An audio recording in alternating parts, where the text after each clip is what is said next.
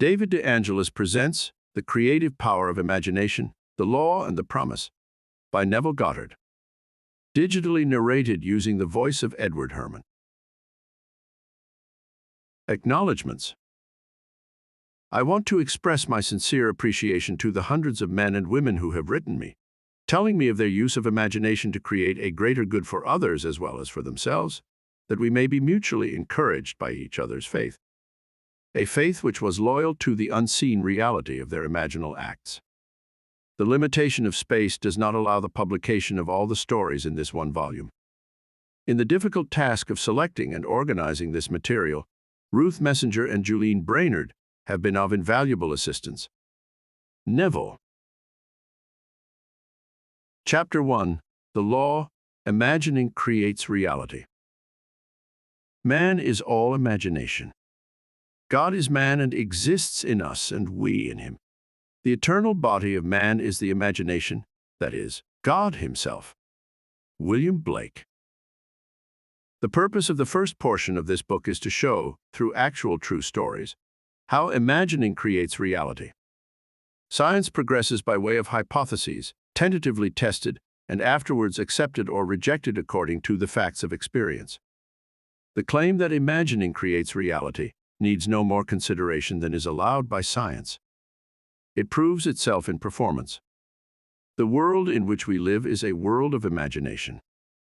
In fact, life itself is an activity of imagining. For Blake, wrote Professor Morrison of the University of St. Andrews, the world originates in a divine activity identical with what we know ourselves as the activity of imagination. His task being to open the immortal eyes of man inward into the worlds of thought, into eternity, ever expanding in the bosom of God, the human imagination. Nothing appears or continues in being by a power of its own. Events happen because comparatively stable imaginal activities created them, and they continue in being only as long as they receive such support. The secret of imagining, writes Douglas Fawcett, is the greatest of all problems to the solution of which the mystic aspires. Supreme power, supreme wisdom, supreme delight lie in the far-off solution of this mystery. When man solves the mystery of imagining, he will have discovered the secret of causation, and that is, imagining creates reality. Therefore, the man who is aware of what he is imagining knows what he is creating, realizes more and more that the drama of life is imaginal, not physical. All activity is at bottom imaginal. An awakened imagination works with a purpose. It creates and conserves the desirable and transforms or destroys the undesirable. Divine imagining and human imagining are not two powers at all, rather one. The valid distinction which exists between the seeming two lies not in the substance with which they operate, but in the degree of intensity of the operant power itself. Acting at high tension, an imaginal act is an immediate objective fact.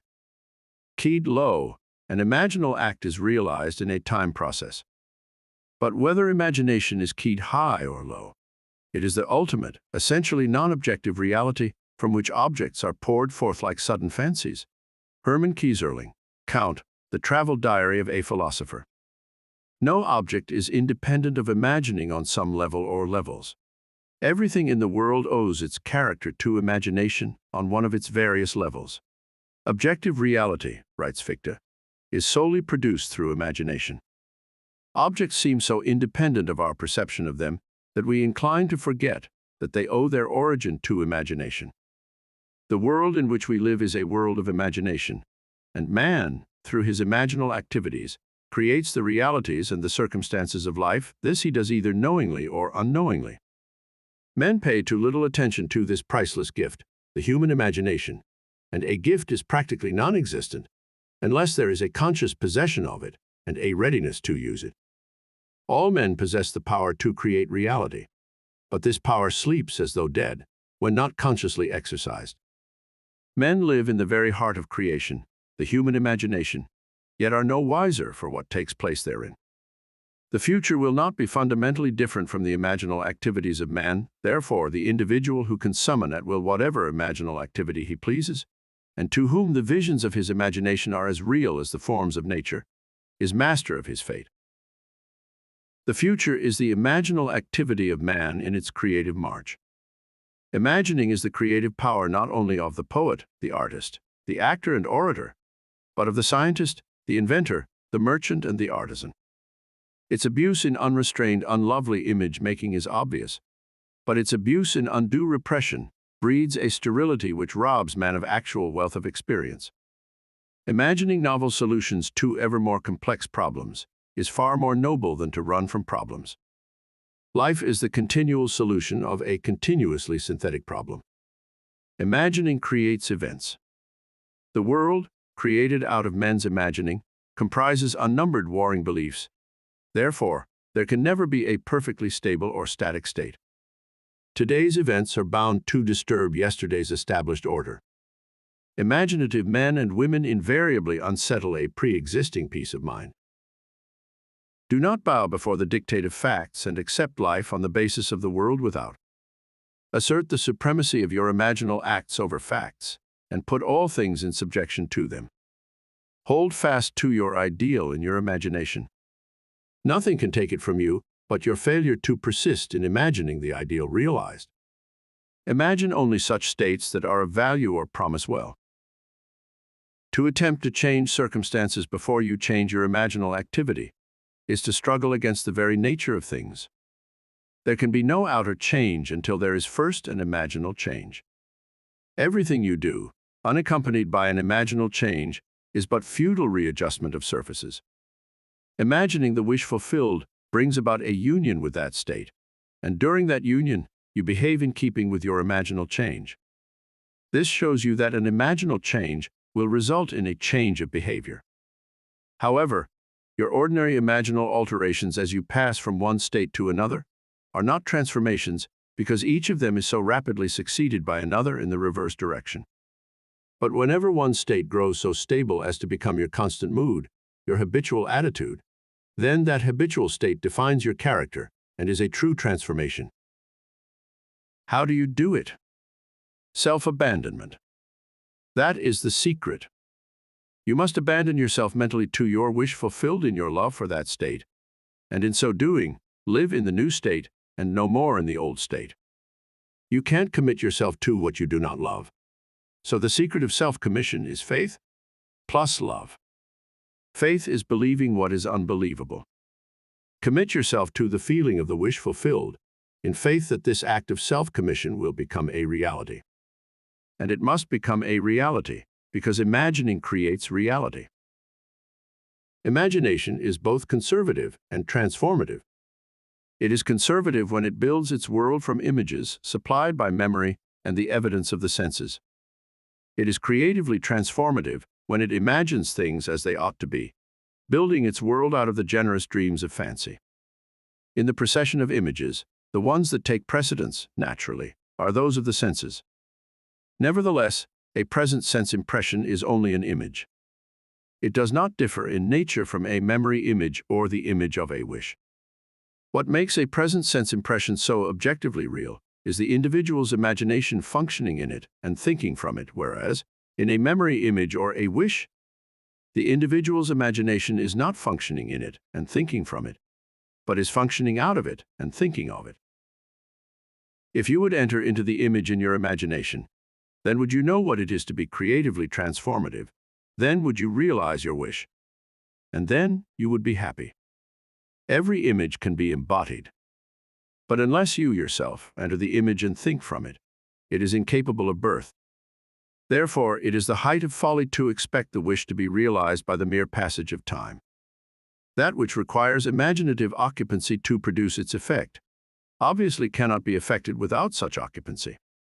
You cannot be in one image and not suffer the consequences of not being in another. Imagination is spiritual sensation.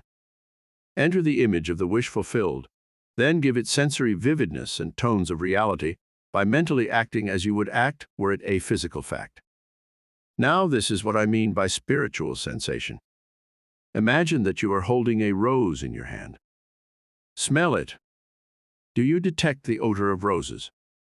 Well, if the rose is not there, why is its fragrance in the air?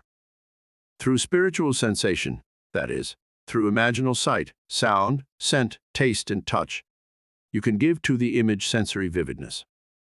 If you do this, all things will conspire to aid your harvesting, and upon reflection, you will see how subtle were the threads that led to your goal. You could never have devised the means which your imaginal activity employed to fulfill itself. If you long to escape from your present sense fixation, to transform your present life into a dream of what might well be, you need but imagine that you are already what you want to be, and to feel the way you would expect to feel under such circumstances. Like the make-believe of a child who is remaking the world after its own heart, create your world out of pure dreams of fancy. Mentally enter into your dream. Mentally do what you would actually do, were it physically true.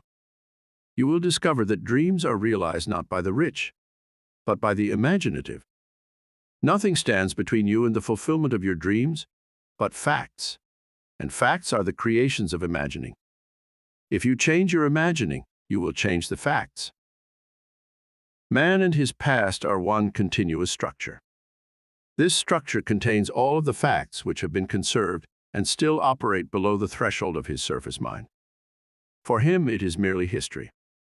For him, it seems unalterable, a dead and firmly fixed past. But for itself, it is living. It is part of the living age. He cannot leave behind him the mistakes of the past, for nothing disappears. Everything that has been is still in existence. The past still exists, and it gives and still gives its results. Man must go back in memory, seek for and destroy the causes of evil, however far back they lie. This going into the past and replaying a scene of the past in imagination, as it ought to have been played the first time, I call revision, and revision results in repeal. Changing your life means changing the past. The causes of any present evil are the unrevised scenes of the past. The past and the present form the whole structure of man. They are carrying all of its contents with it. Any alteration of content will result in an alteration in the present and future. Live nobly, so that mind can store a past well worthy of recall. Should you fail to do so, remember, the first act of correction or cure is always revise. If the past is recreated into the present, so will the revised past be recreated into the present, or else the claim, though your sins are like scarlet, they shall be as white as snow, Isaiah 1:18, is a lie. And it is no lie. The purpose of the story-to-story commentary that follows is to link up as briefly as possible the distinct but never disconnected themes of the 14 chapters into which I have divided the first part of this book. It will serve, I hope, as a thread of coherent thought that binds the whole into proof of its claim. Imagining creates reality. To make such a claim is easily done. To prove it in the experience of others is far sterner. To stir you to use the law constructively in your own life. That is the aim of this book. Chapter 2. Dwell therein. My God, I heard this day that none doth build a stately habitation, but he that means to dwell therein. What house more stately hath there been or can be than is man, to whose creation all things are in decay? George Herbert. I wish it were true of man's noble dreams, but unfortunately, perpetual construction, deferred occupancy, is the common fault of man. Why build a stately habitation unless you intend to dwell therein? Why build a dream house and not dwell therein? This is the secret of those who lie in bed awake while they dream things true. They know how to live in their dream until, in fact, they do just that. Man, through the medium of a controlled waking dream, can predetermine his future. That imaginal activity of living in the feeling of the wish fulfilled leads man across a bridge of incident to the fulfillment of the dream. If we live in the dream, thinking from it and not of it, then the creative power of imagining will answer our adventurous fancy, and the wish fulfilled will break in upon us and take us unawares. Man is all imagination. Therefore, man must be where he is in imagination, for his imagination is himself. To realize that imagination is not something tied to the senses or enclosed within the spatial boundary of the body is most important. Although man moves about in space by movement of his physical body, he need not be so restricted. He can move by a change in what he is aware of. However real the scene on which sight rests, man can gaze on one never before witnessed. He can always remove the mountain if it upsets his concept of what life ought to be. This ability to mentally move from things as they are to things as they ought to be is one of the most important discoveries that man can make. It reveals man as a center of imagining with powers of intervention, which enable him to alter the course of observed events, moving from success to success through a series of mental transformations of nature, of others, and himself. For many years, a doctor and his wife dreamed about their stately habitation, but not until they imaginatively lived in it did they manifest it. Here is their story. Some 15 years ago, Mrs. M and I purchased a lot on which we built a 2-story building, housing our office and living area. We left ample space on the lot for an apartment building, if and when our finances would permit. All those years we were busy paying off our mortgage, and at the end of that time, had no money for the additional building we still desired so much. It was true that we had an ample savings account, which meant security for our business, but to use any part of it for a new building would be to jeopardize that security. But now your teaching awakened a new concept, boldly telling us we could have what we most desired through the controlled use of our imagination, and that realizing a desire was made more convincing without money. We decided to put it to a test to forget about money and concentrate our attention on the thing we desired most in this world, the new apartment building. With this principle in mind, we mentally constructed the new building as we wanted it, actually drawing physical plans so we could better formulate our mental picture of the completed structure. Never forgetting to think from the end, in our case the completed occupied building, we took many imaginative trips through our apartment house, renting the units to imaginary tenants, examining in detail every room, and enjoying the feeling of pride as friends offered congratulations on the unique planning. We brought into our imaginal scene one friend in particular.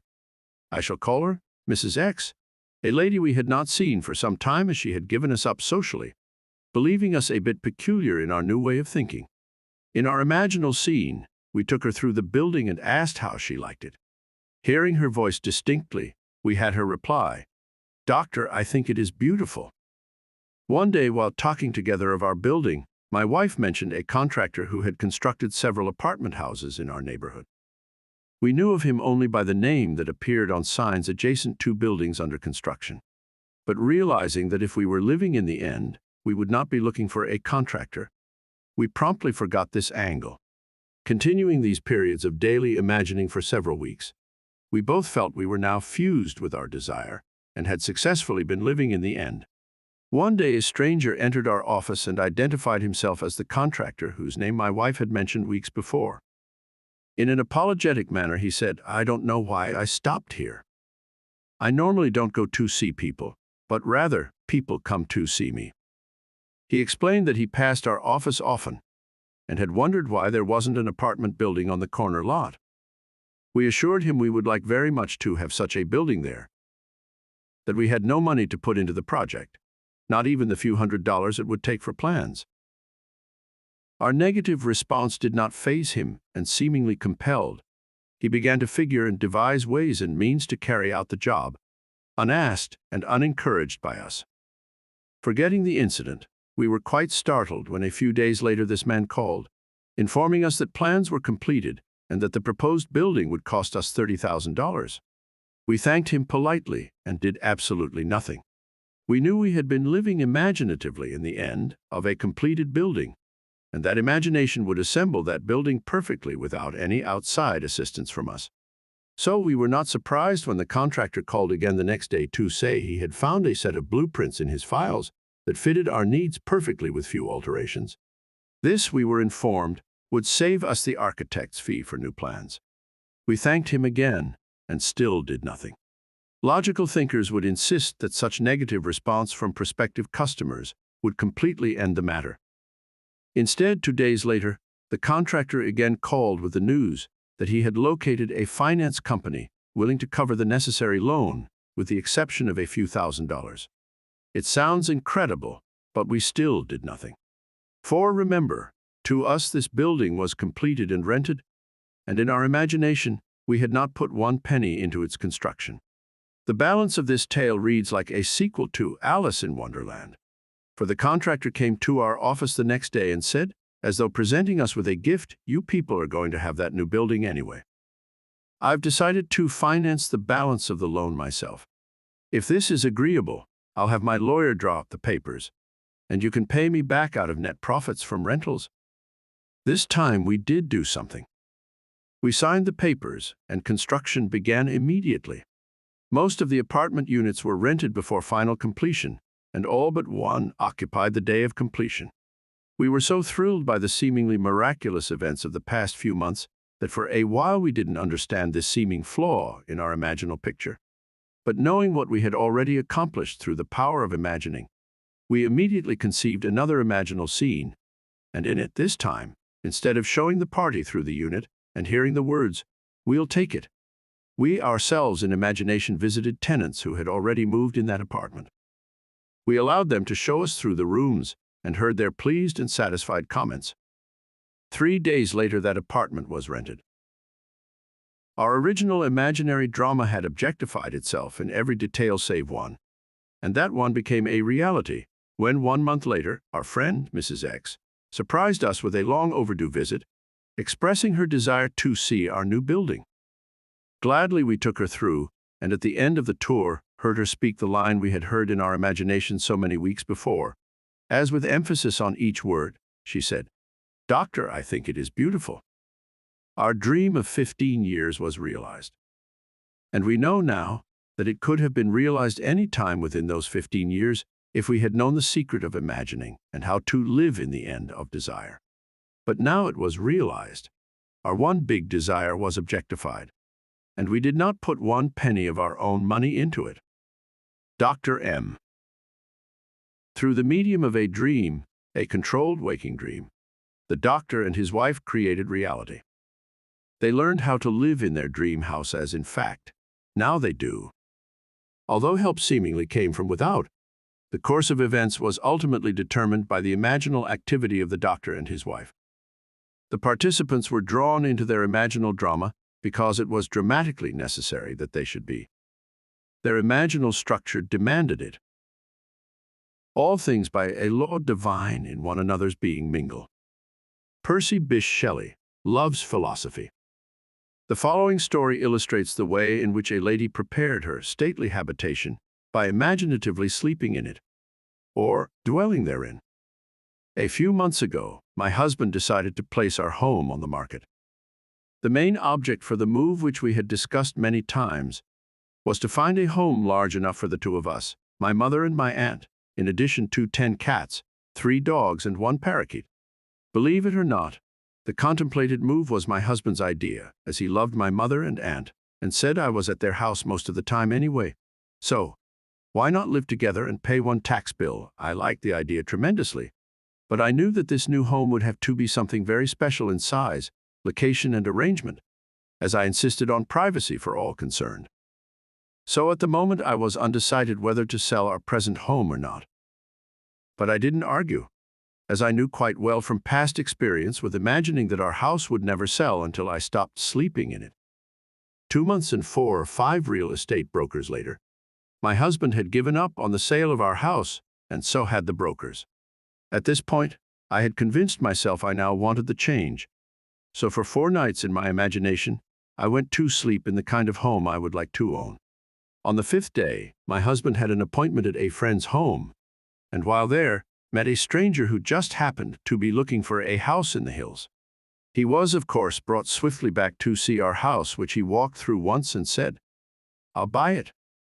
This didn't make us very popular with the brokers, but that was all right with me, as I was happy to keep the broker's commission in the family. We moved within 10 days and stayed with my mother while looking for our new home. We listed our requirements with every agent on the Sunset Strip only, because I wouldn't move out of the area, and each one of them without exception informed us we were both mad. It was entirely impossible, they said, to find an older home of English style with 2 separate living rooms, separate apartments, a library, and built on a flat knoll with enough ground space to fence for large dogs, and located in one particular area. When we told them the price we would pay for this house, they just looked sad. I said that wasn't all we wanted. We wanted wood paneling all through the house, a huge fireplace, a magnificent view and seclusion. No close neighbors, please. At this point, the lady agent would giggle and remind me that there was no such house. But if there were, they would realize 5 times what we were willing to pay. But I knew there was such a house, because my imagination had been sleeping in it. And if I am my imagination, then I had been sleeping in it. By the second week, we had exhausted 5 real estate offices, and the gentleman in the 6th office was looking a little wild when one of his partners, who had not spoken until then, said, "Why don't you show them the place up King's Road?" A third partner in the office laughed sourly and said, "That property isn't even listed. And besides, the old lady would throw you off the property. She's got 2 acres up there, and you know she wouldn't split." Well, I didn't know what she wouldn't split, but my interest had been aroused by the street name, for I liked that particular area best of all. So I asked why not just take a look anyway, for laughs. As we drove up the street and turned off onto a private road, we approached a large 2-story house built of redwood and brick, English in appearance, surrounded by tall trees and sitting alone and aloof on its own knoll, viewing the city below from all of its many windows. I felt a peculiar excitement as we walked to the front door and were greeted by a lovely woman who graciously asked us in. I do not think I breathed for the next minute or two, for I had walked into the most exquisite room I had ever seen. The solid redwood walls and the brick of a great fireplace rose to a height of 28 feet, terminating in an arched ceiling joined together by huge redwood beams. The room was straight out of Dickens, and I could almost hear Christmas carolers singing on the balcony of the upstairs dining room, which looked out over the living room. A great cathedral window gave a view of sky, mountains, and city far below, and the beautiful old redwood walls glowed in the sunlight. We were shown through a spacious apartment on the lower floor with connecting library, separate entrance, and separate patio. 2 staircases led upward to a long hall opening into 2 separated bedrooms and baths. And at the end of the hall was, yes, a second living room, opening out onto a second patio screened by trees and redwood fencing. Built on 2 acres of beautifully landscaped grounds, I began to understand what the agent had meant by saying she wouldn't split, for on 1 acre stood a large swimming pool and pool house, completely separated from the main house, but undoubtedly belonging to it. It did indeed seem to be an impossible situation, as we did not want 2 acres of highly taxable property, plus a swimming pool a block away from the house. Before we left, I walked through that magnificent living room, once more going up the stairs to the dining room balcony. I turned, and looking down saw my husband standing by the fireplace, pipe in hand, with an expression of perfect satisfaction on his face. I placed my hands on the balcony railing and watched him for a moment. When we were back in the real estate office, the 3 agents were ready to close for the day, but my husband detained them, saying, "Let's make her an offer anyway. Maybe she will split the property. What can we lose?" One agent left the office without a word. Another said, "The idea is ridiculous." The agent we had originally talked to said, "Forget it. It's a pipe dream." My husband is not easily annoyed, but when he is, there is no more stubborn creature on earth. He was now annoyed. He sat down, slammed his hand on a desk, and roared, "It's your business to submit offers, isn't it?" They agreed that this was so, and finally promised to submit our offer on the property. We left, and that night, in my imagination, I stood on that dining room balcony and looked down at my husband standing by the fireplace. He looked up at me and said, "Well, honey, how do you like our new home?" I said, "I love it." I continued to see that beautiful room and my husband in it, and felt the balcony railing gripped in my hands until I fell asleep. The next day, as we were having dinner in my mother's house, the telephone rang, and the agent, in an unbelieving voice, informed me that we had just purchased a house. The owner had split the property right down the middle, giving us the house and the acre it stood on for the price we offered. JRB. Dreamers often lie in bed awake while they do dream things true. Approximately William Shakespeare, Romeo and Juliet. One must adopt either the way of imagination or the way of sense. No compromise or neutrality is possible. He who is not for me is against me. Matthew 12:30, Luke 11:23. When man finally identifies himself with his imagination rather than his senses, he has at long last discovered the core of reality. I have often been warned by self-styled realists that man will never realize his dream by simply imagining that it is already here. Yet, man can realize his dream by simply imagining that it is already here.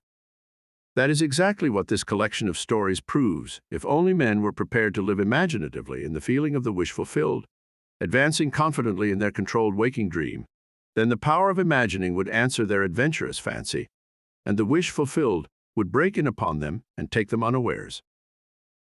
Nothing is more continuously wonderful than the things that happen every day to the man with imagination sufficiently awake to realize their wonder.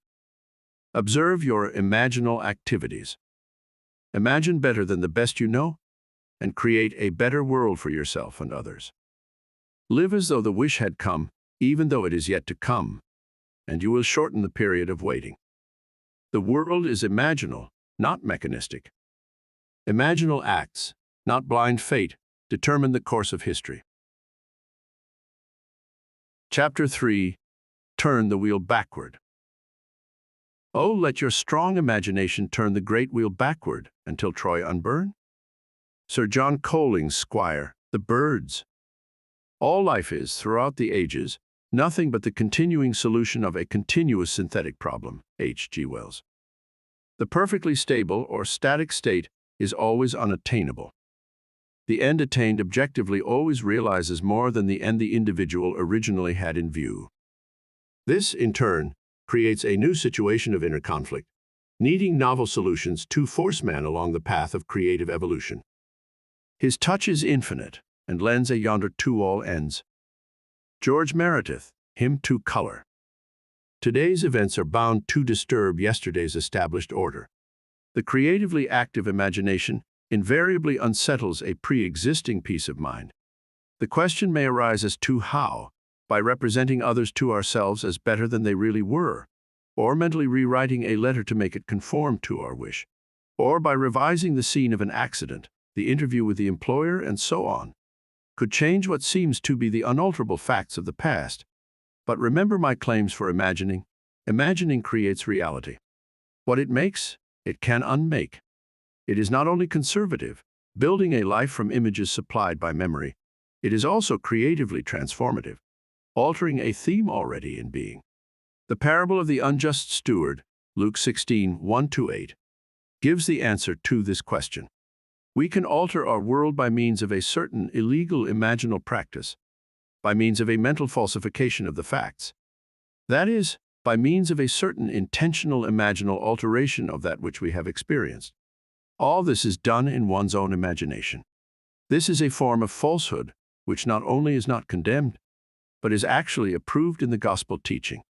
By means of such a falsehood, a man destroys the causes of evil and acquires friends, and on the strength of this revision proves, judging by the high praise the unjust steward received from his master, that he is deserving of confidence. Because imagining creates reality, we can carry revision to the extreme and revise a scene that would be otherwise unforgivable. We learn to distinguish between man, who is all imagination, and those states into which he may enter. An unjust steward looking at another's distress will represent the other to himself as he ought to be seen. Were he himself in need, he would enter his dream in his imagination and imagine what he would see and how things would seem and how people would act after these things should be. Then in this state he would fall asleep, feeling the way he would expect to feel under such circumstances. Would that all the Lord's people were unjust stewards, mentally falsifying the facts of life to deliver individuals forevermore. For the imaginal change goes forward, until at length the altered pattern is realized on the heights of attainment. Our future is our imaginal activity in its creative march. Imagine better than the best you know. To revise the past is to reconstruct it with new content. Man should daily relive the day as he wished he had lived it, revising the scenes to make them conform to his ideals. For instance, suppose today's mail brought disappointing news. Revise the letter. Mentally rewrite it and make it conform to the news you wish you had received. Then, in imagination, read the revised letter over and over again, and this will arouse the feeling of naturalness, and imaginal acts become facts as soon as we feel natural in the act. This is the essence of revision, and revision results in repeal. This is exactly what FB did. Late in July, I wrote to a real estate agent of my desire to sell a piece of land which had been a financial burden to me. His negative reply listed all the reasons why sales were at a standstill in that area, and he forecast a bleak period of waiting until after the first of the year. I received his letter on a Tuesday, and in my imagination, I rewrote it with words indicating that the agent was eager to take my listing. I read this revised letter over and over, and I extended my imaginal drama using your theme of the four mighty ones of our imagination, from your book, Seed Time and Harvest, the producer, the author, the director, and the actor. In my imaginal scene as producer, I suggested the theme, the lot is sold for a profit. As the author, I wrote this simple scene which, to me, implied fulfillment. Standing in the real estate office, I extended my hand to the agent and said, "Thank you, sir." And he replied, "It was a pleasure doing business with you." As director, I rehearsed myself as actor until that scene was vividly real, and I felt the relief which would be mine if the burden were really lifted. 3 days later, the agent I had originally written phoned me saying he had a deposit for my lot at the price I had specified. I signed the papers in his office the next day, extended my hand, and said, "Thank you, sir." The agent replied, "It was a pleasure doing business with you." 5 days after I had constructed and enacted an imaginal scene, it became a physical reality and was played word for word just as I had heard it in my imagination. The feeling of relief and joy came, not so much from selling the property, but from the incontrovertible proof that my imagined drama worked. FB. If the thing accomplished were all, how futile. But FB discovered a power within himself that can consciously create circumstances. By mentally falsifying the facts of life, man moves from passive reaction to active creation. This breaks the wheel of recurrence and builds a cumulatively enlarging future. If man does not always create in the full sense of the word, it is because he is not faithful to his vision, or else he thinks of what he wants rather than from his wish fulfilled. Man is such an extraordinary synthesis, partly tied by his senses, and partly free to dream that his internal conflicts are perennial. The state of conflict in the individual is expressed in society. Life is a romantic adventure. To live creatively, imagining novel solutions to ever more complex problems, is far nobler than to restrain or kill out desire. All that is desired can be imagined into existence. Wouldst thou be in a dream and yet not sleep? John Bunyan, The Pilgrim's Progress. Try to revise your day every night before falling asleep. Try to visualize clearly and enter into the revised scene, which would be the imaginal solution of your problem. The revised imaginal structure may have a great influence on others, but that is not your concern. The other influenced in the following story is profoundly grateful for that influence. LSE writes, "Last August, while on a blind date, I met the man I wanted to marry. This happens sometimes, and it happened to me. He was everything I had ever thought of as desirable in a husband. 2 days after this enchanted evening, it was necessary for me to change my place of residence because of my work, and that same week, the mutual friend who had introduced me to this man moved away from the city. I realized that the man I had met probably did not know of my new address, and frankly, I was not sure he knew my name. After your last lecture, I spoke to you of this situation. Although I had plenty of other dates, I could not forget this one man. Your lecture was based on revising our day, and after speaking to you, I determined to revise my day every day. Before going to sleep that night, I felt I was in a different bed, in my own home, as a married woman, and not as a single working girl, sharing an apartment with 3 other girls. I twisted an imaginary wedding band on my imaginary left hand, saying over and over to myself, 'This is wonderful. I really am Mrs. J.E., and I fell asleep in what was, a moment before, a waking dream. I repeated this imaginary scene for 1 month, night after night. The first week in October, he found me. On our second date, I knew my dreams were rightly placed.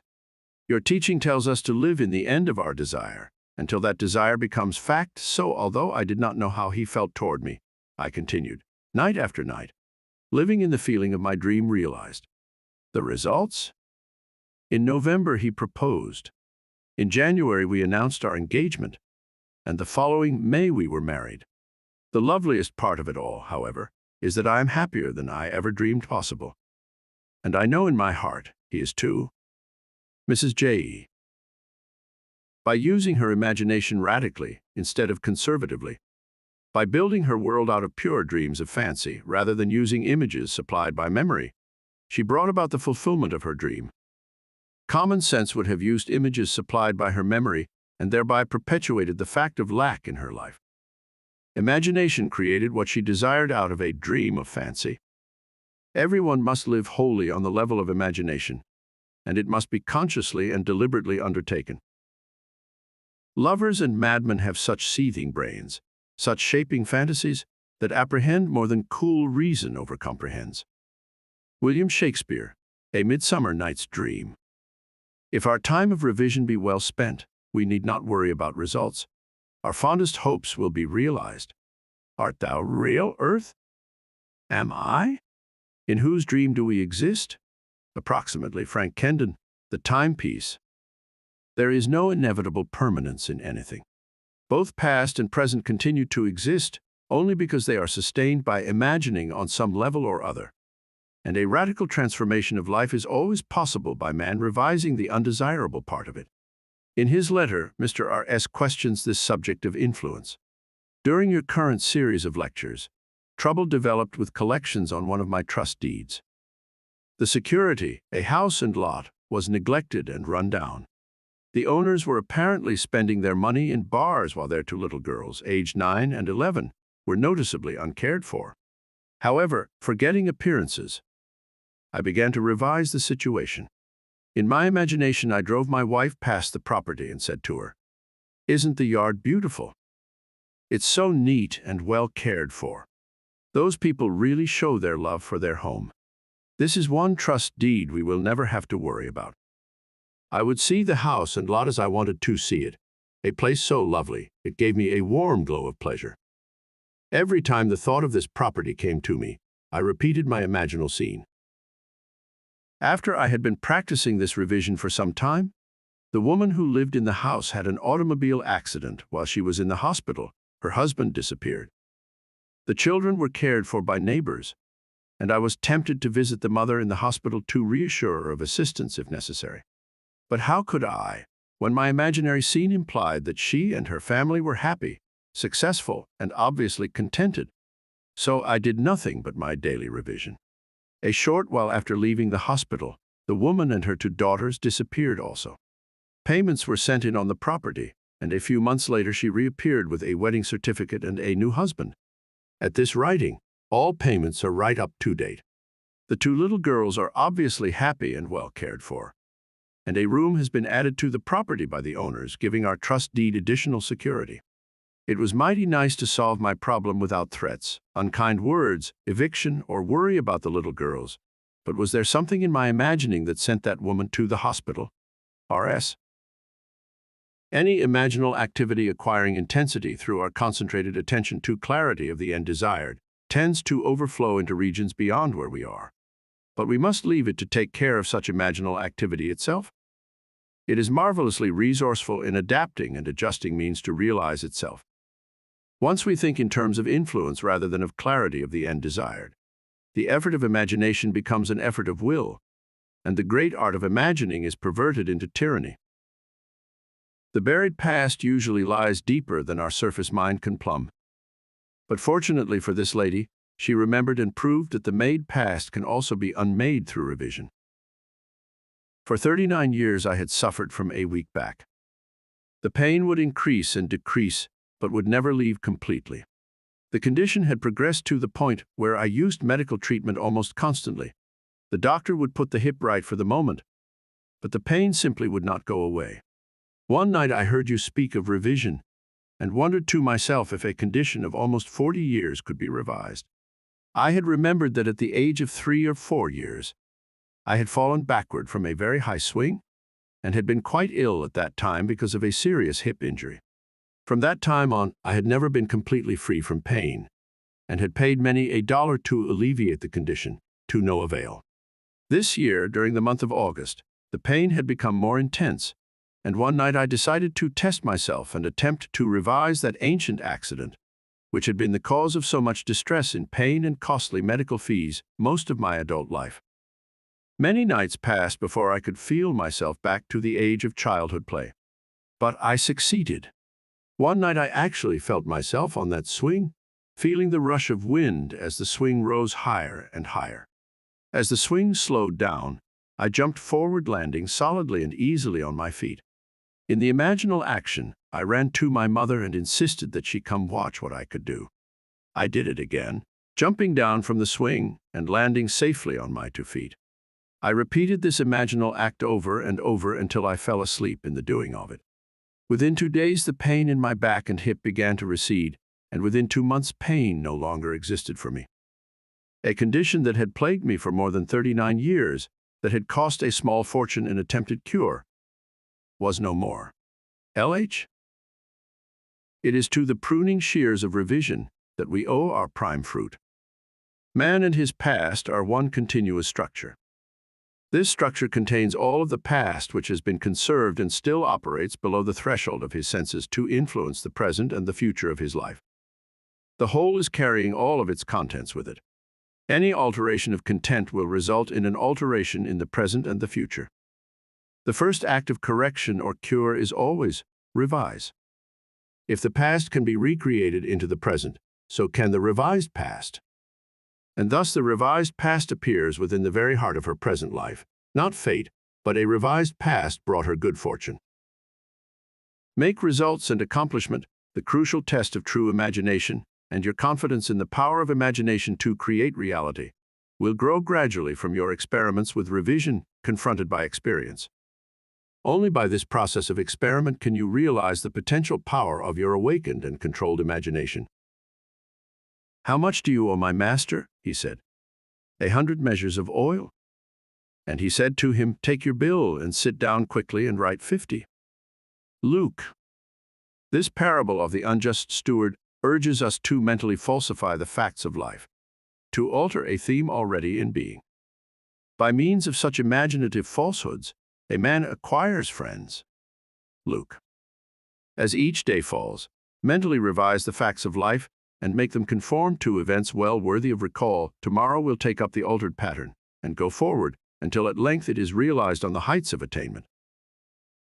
The reader will find it worthwhile to follow these clues, imaginal construction of scenes implying the wish fulfilled, and imaginative participation in these scenes until tones of reality are reached. We are dealing with the secret of imagining, in which man is seen awakening into a world completely subject to his imaginative power. Man can understand recurrence of events well enough, the building of a world from images supplied by memory, things remaining as they are. This gives him a sense of security in the stability of things. However, the presence within him of a power which awakens and becomes what it wills, radically changing its form, its environment and the circumstances of life, inspires in him a feeling of insecurity, a dreadful fear of the future. Now, it is high time to awake out of sleep, Romans 13:11, and put an end to all the unlovely creations of sleeping man. Revise each day.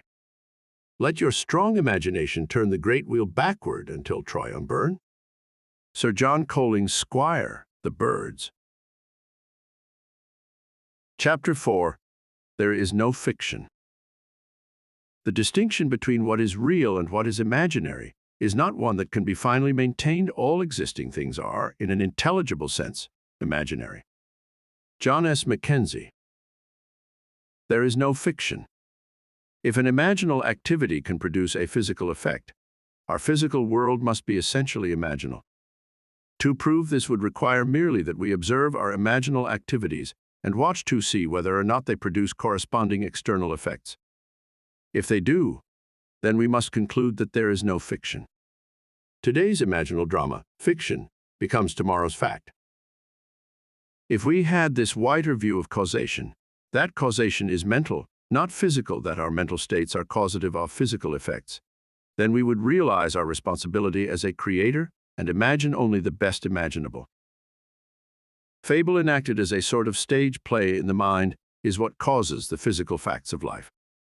Man believes that reality resides in the solid objects he sees around him, that it is in this world that the drama of life originates, that events spring suddenly into existence, created moment by moment out of antecedent physical facts. But causation does not lie in the external world of facts. The drama of life originates in the imagination of man. The real act of becoming takes place within man's imagination and not without. The following stories could define causation as the assemblage of mental states, which occurring creates that which the assemblage implies. The foreword from Walter Lord's A Night to Remember illustrates my claim. Imagining creates reality. In 1898, a struggling author named Morgan Robertson concocted a novel about a fabulous Atlantic liner, far larger than any that had ever been built.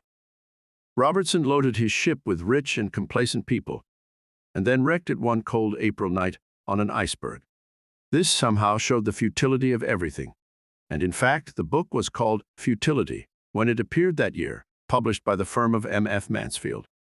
14 years later, a British shipping company named the White Star Line built a steamer remarkably like the one in Robertson's novel. The new liner was 66,000 tons displacement. Robertson's was 70,000 tons. The real ship was 882.5 feet long. The fictional one was 800 feet. Both could carry about 3,000 people, and both had enough lifeboats for only a fraction of this number. But then this didn't seem to matter, because both were labeled unshakable.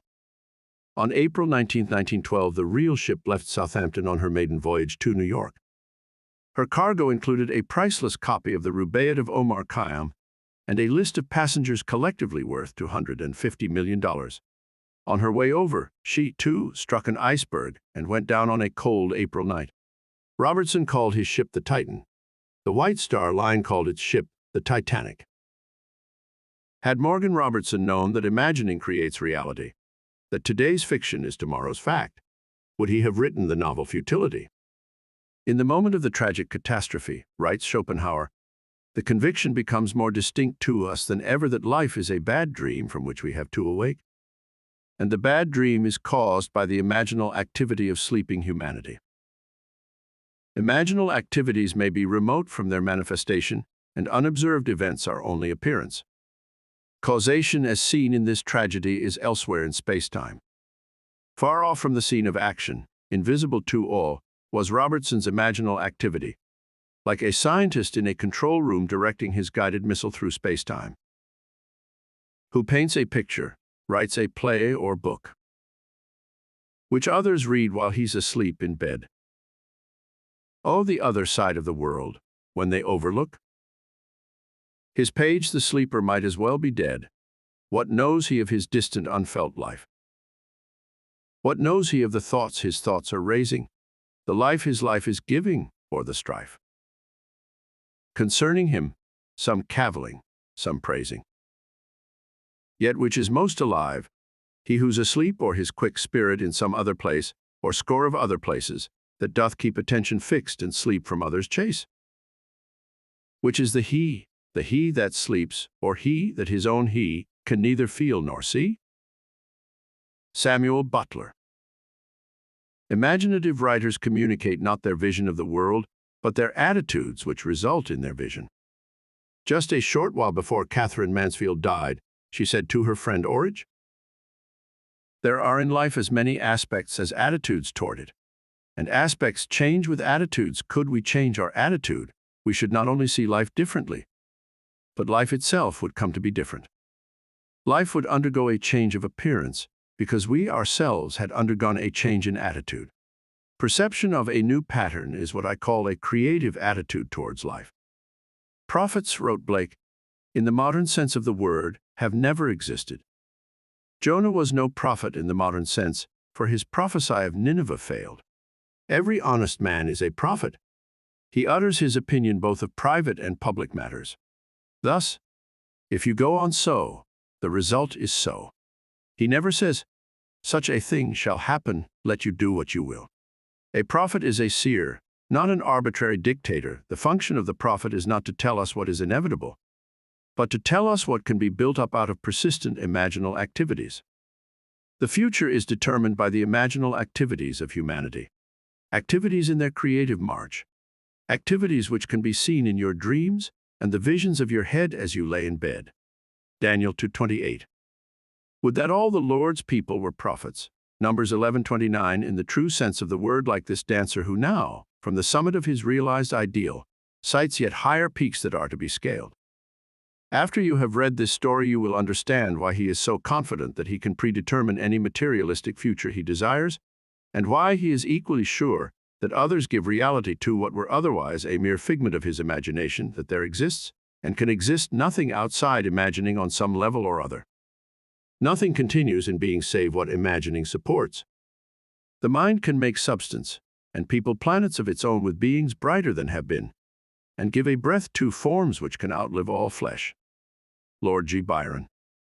As my story begins at the age of 19, I was a mildly successful dancing teacher and continued in this static state for almost 5 years. At the end of this time, I met a young lady who talked me into attending your lectures. My thought upon hearing you say, imagining creates reality, was that the entire idea was ridiculous. However, I decided to accept your challenge and disprove your thesis. I bought your book, Out of This World, and read it many times. Still unconvinced, I set myself a rather ambitious goal. My present position was as an instructor with the Arthur Murray Dance Studio, and my goal was to own a franchise and be boss of an Arthur Murray studio myself. This seemed the most unlikely thing in the world, as franchises were extremely difficult to secure. But on top of this fact, I was completely without the necessary funds to begin such an operation. Nevertheless, I assumed the feeling of my wish fulfilled as night after night, in my imagination, I went to sleep managing my own studio. 3 weeks later, a friend called me from Reno, Nevada. He had the Murray studio there and said it was too much for him to cope with alone. He offered me a partnership, and I was delighted. So delighted, in fact, that I hastened to Reno on borrowed money and promptly forgot all about you and your story of imagination. My partner and I worked hard and were very successful. But after a year, I was still not satisfied. I wanted more. I began thinking of ways and means to get another studio. All my efforts failed. One night as I retired, I was restless and decided to read. As I looked through my collection of books, I noticed your slender volume, Out of This World. I thought of the silly nonsense I had gone through 1 year ago before getting my own studio. Getting my own studio. The words in my mind electrified me. I reread the book that night, and later in my imagination, I heard my superior praise the good job we had done in Reno and suggest we acquire a second studio, as he had a second location ready for us if we desired to expand. I reenacted this imaginal scene nightly without fail. 3 weeks from the first night of my imaginal drama, it materialized, almost word for word. My partner accepted the new studio in Bakersfield, and I had the Reno studio alone. Now I was convinced of the truth of your teaching, and never again will I forget. Now I wanted to share this wonderful knowledge of imaginal power with my staff. I tried to tell them of the marvels they could accomplish, but I was unable to reach many, although one fantastic incident resulted from my efforts to tell this story. A young teacher told me he believed my story, but said it would have probably happened anyway in time. He insisted the entire theory was nonsense, but stated that if I could tell him something of an incredible nature that would actually happen, and which he could witness, then he would believe. I accepted his challenge and conceived a truly fantastic test. The Reno studio is the most insignificant in the entire Murray system because of the small population count in the city itself. There are over 300 Murray studios in the country with much larger populations, therefore providing greater possibilities to draw from. So my test was this. I told the teacher that within the next 3 months, at the time of a national dance convention, The little Reno studio would be the foremost topic of conversation at that convention. He calmly stated this was quite impossible. That night when I retired, I felt myself standing before a tremendous audience. I was speaking on creative imagining and felt the nervousness of being before such a vast audience, but I also felt the wonderful sensation of audience acceptance. I heard the roar of applause, and as I left the stage, I saw Mr. Murray himself come forward and shake my hand. I reenacted this entire drama night after night. It began to take on the tones of reality, and I knew I had done it again.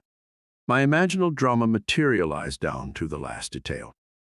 My little Reno studio was the talk of the convention, and I did appear on that stage just as I had done in my imagination. But even after this unbelievable but actual happening, the young teacher who threw me the challenge remained unconvinced. He said it had all happened naturally, and he was sure it would have happened anyway. I did not mind his attitude, because his challenge had given me another opportunity to prove, at least to myself, that imagining does create reality. From that time on, I continued with my ambition to own the largest Arthur Murray dance studio in the world. Night after night in my imagination, I heard myself accepting a studio franchise for a great city. Within 3 weeks, Mr. Murray called me and offered a studio in a city of 1.5 million people. It is now my goal to make my studio the greatest and biggest in the entire system. And of course, I know it will be done through my imagination. EOL Jr. Imagining, writes Douglas Fawcett, may be hard to grasp. Being quicksilver-like, it vanishes into each of its metamorphoses, and thereby displays its transformative magic. We must look beyond the physical fact for the imagining which has caused it. For 1 year, EOL Jr. lost himself in his metamorphosis, but fortunately he remembered the silly nonsense he had gone through before getting his own studio, and reread the book. Imaginal acts on the human level need a certain interval of time to develop, but imaginal acts, whether committed to print or locked in the bosom of a hermit, will realize themselves in time. Test yourself, if only out of curiosity. You will discover the profit is your own imagining, and you will know there is no fiction. We should never be certain that it was not some woman treading in the winepress who began that subtle change in men's mind, or that the passion, because of which so many countries were given to the sword, did not begin in the mind of some shepherd boy, lighting up his eyes for a moment before it ran upon its way. William Butler Yeats. There is no fiction. Imagining fulfills itself in what our lives become. And now I have told you before it takes place, so that when it does take place you may believe. John 14:29. The Greeks were right. The gods have come down to us in the likeness of men. Acts 14:11. But they have fallen asleep and do not realize the might they wield by their imaginal activities. Real are the dreams of gods, and smoothly pass their pleasure in a long immortal dream. John Keats. E.B., an author, is fully aware that today's fiction can become tomorrow's fact. In this letter, she writes, "One spring, I completed a novelette, sold it, and forgot it. Not until many long months later did I sit down and nervously compare some facts in my fiction with some facts in my life. Please read a brief outline of my created story. Then compare it with my personal experience. The heroine of my story took a vacation trip to Vermont. To the small city of Stowe, Vermont, to be exact.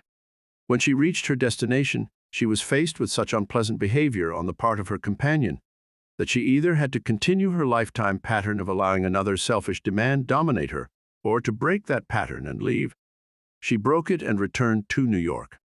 When she returned, and the story continues, events took shape in a proposal of marriage, which she happily accepted. For my part of this tale, as small events evolved, I began to remember the dictates of my own pen and insignificant relationship.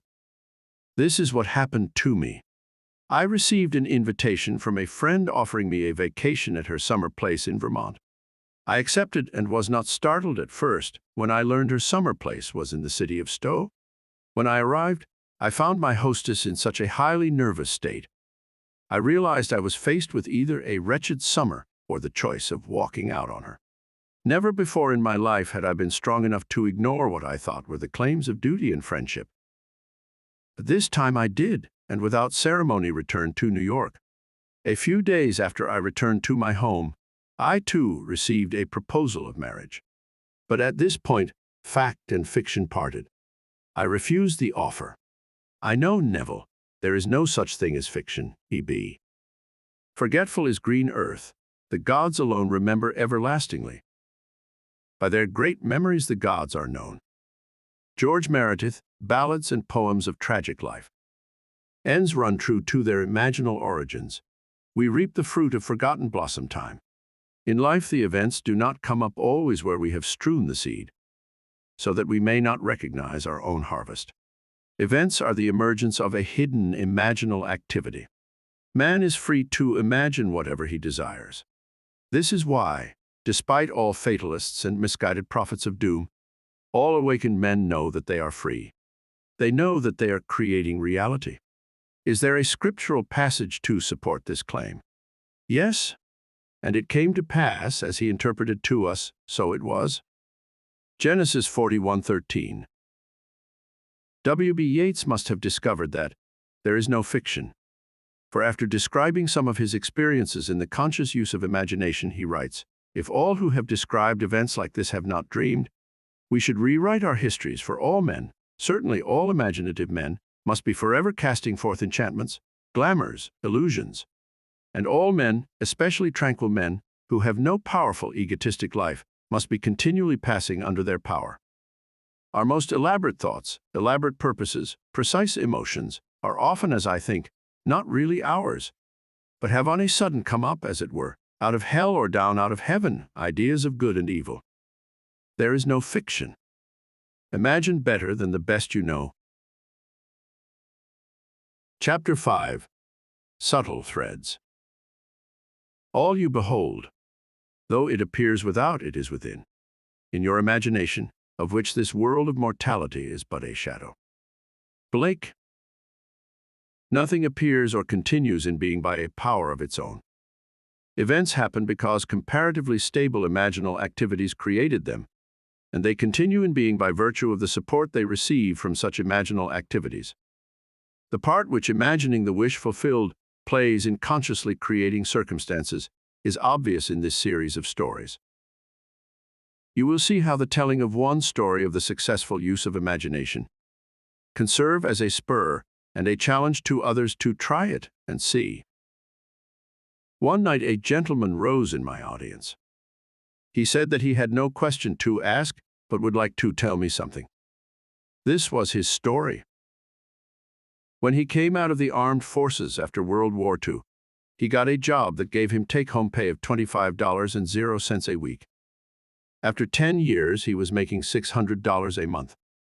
At that time, he bought my book, Awakened Imagination, and read the chapter, The Pruning Shears of Revision. Through the daily practice of revision, as set forth there, he was able to tell my audience 2 years later that his income was equal to that of the President of the United States. In my audience sat a man who, by his confession, was broke. He had read the same book, but he suddenly realized he had done nothing with the use of his imagination to solve his financial problem. He decided he would try to imagine himself as the winner of the 510 pool at Caliente racetrack. In his words, "In this pool, one attempts to pick winners in the 5th through the 10th races. So this is what I did. In my imagination, I stood, sorting my tickets and feeling as I did so, that I had each of the 6 winners. I enacted this scene over and over in my imagination until I actually felt goose pimples. Then I saw the cashier giving me a large sum of money, which I placed beneath my imaginary shirt. This was my entire imaginal drama, and for 3 weeks, night after night, I enacted this scene and fell asleep in the action. After 3 weeks, I traveled physically to the Caliente racetrack, and on that day every detail of my imaginative play was actually realized. The only change in the scene was that the cashier gave me a check for a total of $84,000 instead of currency. TK. After my lecture the night this story was told, a man in the audience asked me if I thought it possible for him to duplicate TK's experience. I told him he must decide the circumstances of his imaginal scene himself, but that whatever scene he chose, he must create a drama he could make natural to himself, and imagine the end intently with all the feeling he could muster. He must not labor for the means to the end, but live imaginatively in the feeling of the wish fulfilled. 1 month later, he showed me a check for $16,000 which he had won in another 5-10 pool at the same Caliente racetrack the previous day. This man had a sequel to his most interesting duplication of TK's good fortune. His first win took care of his immediate financial difficulties, although he wanted more money for future family security. Also, and more important to him, he wanted to prove that this had not been an accident. He reasoned that if his good luck could happen a second time in succession, the so-called law of percentages would give way to proof for him that his imaginal structures were actually producing this miraculous reality. And so he dared to put his imagination to a second test. He continues, "I wanted a sizable bank account, and this to me meant seeing a large balance on my bank statements. Therefore, in my imagination, I enacted a scene which took me into 2 banks. In each bank, I would see an appreciative smile meant for me from the bank manager as I walked into his establishment, and I would hear the teller's cordial greeting. I would ask to see my statement. In one bank, I saw a balance of $10,000. In the other bank, I saw a balance of $15,000. My imaginal scene did not end there. Immediately after seeing my bank balances, I would turn my attention to my horse racing system, which, through a progression of 10 steps, would bring my winnings to $11,533 with a starting capital of $200. I would divide the winnings into 12 piles on my desk. Counting the money in my imaginary hands, I would put $1,000 in each of 11 piles, and the remaining $533 in the last pile. My imaginative accounting would amount to $36,533, including my bank balances. I enacted this entire imaginative scene each morning, afternoon, and night for less than 1 month. And on March 2nd, I went to the Caliente track again. I made out my tickets, but strangely enough, and not knowing why I did so, I duplicated 6 more tickets exactly like the 6 already made out, but in the 10th selection, I made a mistake and copied 2 tickets twice. As the winners came in, I held 2 of them, each paying $16,423.50. I also had 6 consolation tickets, each paying $656.80. The combined total amounted to $36,788. My imaginary accounting 1 month before had totaled $36,533. 2 points of interest, most profound to me, were that by seeming accident, I had marked 2 winning tickets identically, and also that at the end of the 9th race, which was one of the major winners, the trainer attempted to scratch the horse, but the stewards denied the trainer's request. AJF. How subtle were the threads that led to his goal? Results must testify to our imagining, or we really are not imagining the end at all. AJF faithfully imagined the end, and all things conspired to aid his harvesting.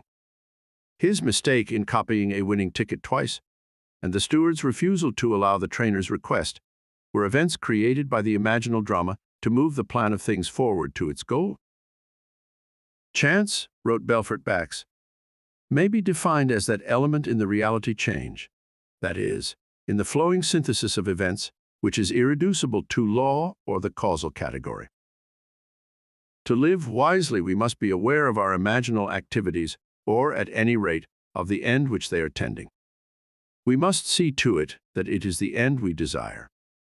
Wise imagining identifies itself only with such activities that are of value or promise well. However, much man seems to be dealing with a material world. He is actually living in a world of imagination. When he discovers that it is not the physical world of facts, but imaginal activities which shape his life, then the physical world will no longer be the reality, and the world of imagination no longer the dream. Does the road wind uphill all the way? Yes, to the very end. Will the day's journey take the whole long day? From morn to night, my friend. Christina Georgina Rossetti, Uphill? Chapter 6. Visionary Fancy. The nature of visionary fancy or imagination is very little known, and the external nature and permanence of its ever-existent images is considered as less permanent than the things of vegetative and generative nature. Yet the oak dies as well as the lettuce, but its eternal image and individuality never dies, but renews by its seed. Just so the imaginative image returns by the seed of contemplative thought. Blake. The images of our imagination are the realities of which any physical manifestation is only the shadow. If we are faithful to vision, the image will create for itself the only physical manifestation of itself it has a right to make. We speak of the reality of a thing when we mean its material substance. That is exactly what an imaginist means by its unreality or shadow. Imagining is spiritual sensation. Enter into the feeling of your wish fulfilled.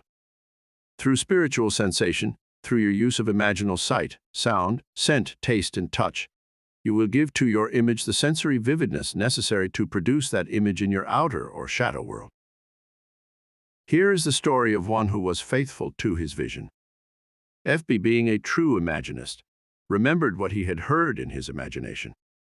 Thus he writes, "A friend who knows my passionate fondness for opera tried to get Kirsten Flagstad's complete recording of Tristan and Isolde for me at Christmas. In over a dozen record stores, he was told the same thing.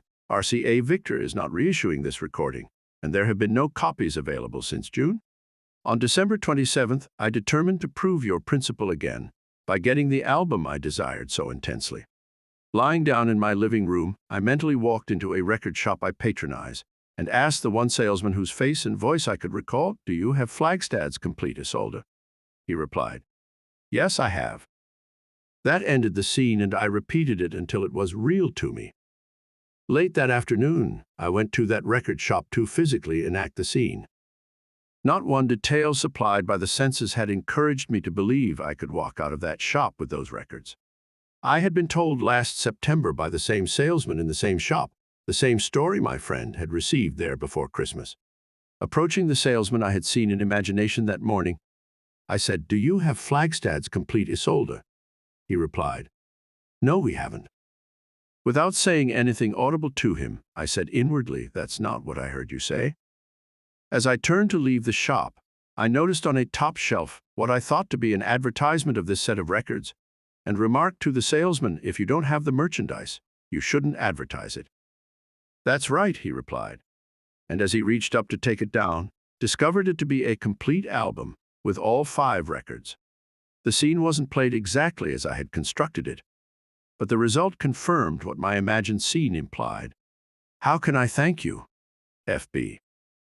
After reading F.B.'s letter, we must agree with Anthony Eden that an assumption, though false if persisted in, will harden into fact. F.B.'s fancy, fusing with the sense field of the record shop, enriched aspects of it and made them his, what he perceived.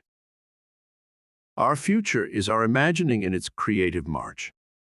F.B. used his imagination for a conscious purpose, representing life as he desired it to be, and thereby affecting life instead of merely reflecting it. So sure was he that his imaginal drama was the reality, and the physical act but a shadow, that when the salesman said, 'No, we haven't,' F.B. mentally said, 'That's not what I heard you say.' He not only remembered what he had heard, but he was still remembering it.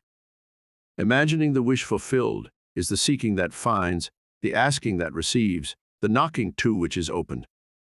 He saw and heard what he desired to see and hear, and would not take, 'No, we haven't,' for an answer.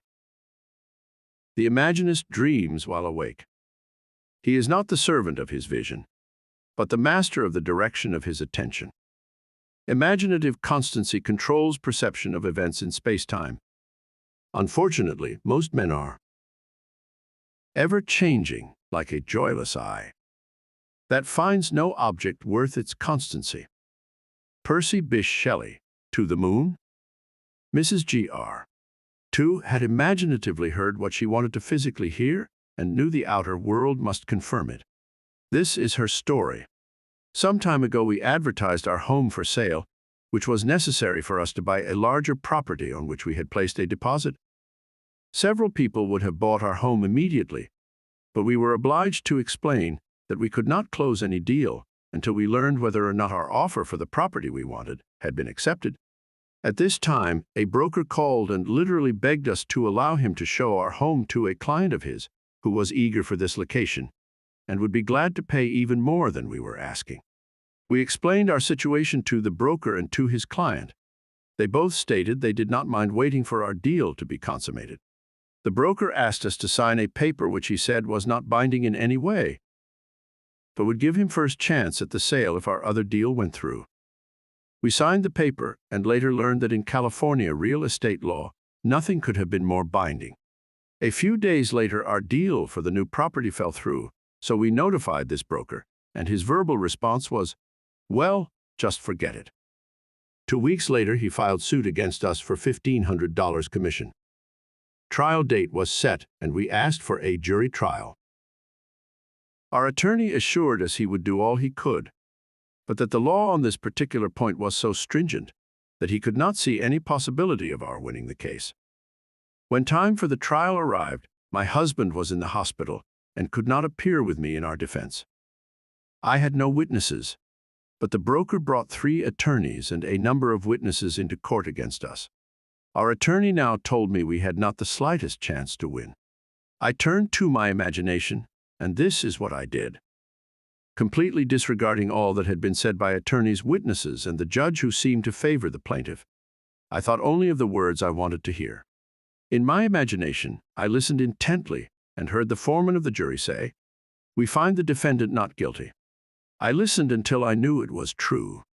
I closed my mind's ear to everything said in that courtroom and heard only those words, "We find the defendant not guilty." The jury deliberated from noon recess until 4:30 that afternoon, and all during those hours I sat in the courtroom and heard those words over and over in my imagination. When the jurors returned, the judge asked the foreman to stand and give their verdict. The foreman stood up and said, "We find the defendant not guilty, Mrs. Gr. If there were dreams to sell, what would you buy? Thomas Lovell Beddoes, Dream Peddlery. Would you not buy your wish fulfilled? Your dreams are without price and without money." By locking up the jury in her imagination, hearing only what she wanted to hear, she called the jury to unanimity on her behalf. Imagining being the reality of all that exists, with it the lady achieved her wish fulfilled. Hebel's statement that the poet creates from contemplation is true of imaginists as well. They know how to utilize their video-audio hallucinations to create reality. Nothing is so fatal as conformity. We must not allow ourselves to be girt about by the ringed fixity of fact. Change the image, and thereby change the fact. R.O. employed the art of seeing and feeling to create her vision in imagination.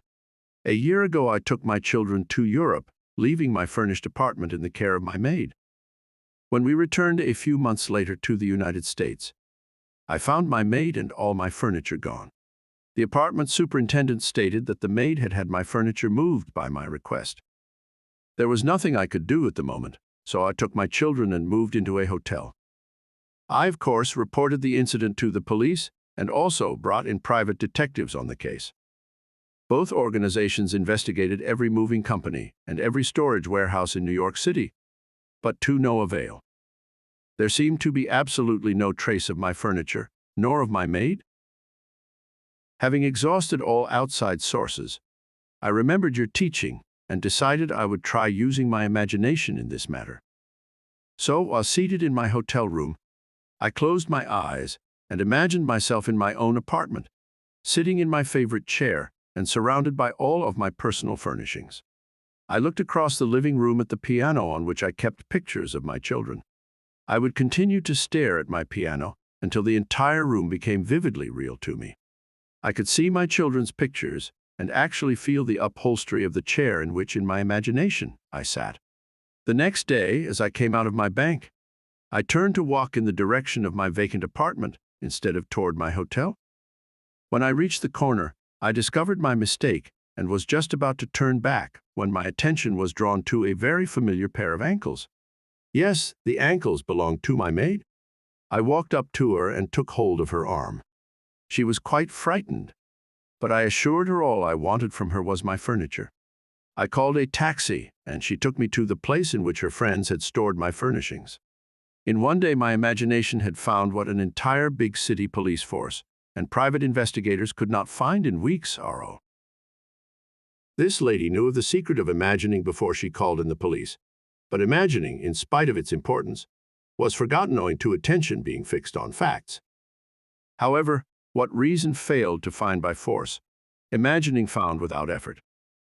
Nothing merely goes on, including the sense of loss, without its imaginal support. By imagining that she was seated in her own chair, in her own living room, surrounded by all of her own furnishings, she withdrew the imaginal support she had given to her sense of loss, and by this imaginal change, she recovered her lost furniture and re-established her home. Your imagination is most creative when you imagine things as you desire them to be, building a new experience out of a dream of fancy. To build such a dream of fancy in her imagination, FG brought to play all of her senses: sight, sound, touch, smell, even taste. This is her story. Since childhood, I have dreamed of visiting faraway places. The West Indies particularly fired my fancy, and I would revel in the feeling of actually being there. Dreams are wonderfully inexpensive, and as an adult, I continued to dream my dreams, for I had no money or time to make them come true. Last year, I was taken to the hospital in need of surgery. I had heard your teaching and, while recuperating, had decided to intensify my favorite daydream while I had time on my hands. I actually wrote to the Alcoa steamship line asking for free travel folders and pored over them hour after hour, choosing the ship and the stateroom and the 7 ports I desired most to see. I would close my eyes and, in my imagination, would walk up the gangplank of that ship and feel the movement of water as the great liner pushed its way into free ocean. I heard the thud of waves breaking against the sides of the ship, felt the steaming warmth of a tropical sun on my face, and smelled and tasted salt in the air as we all sailed through blue waters.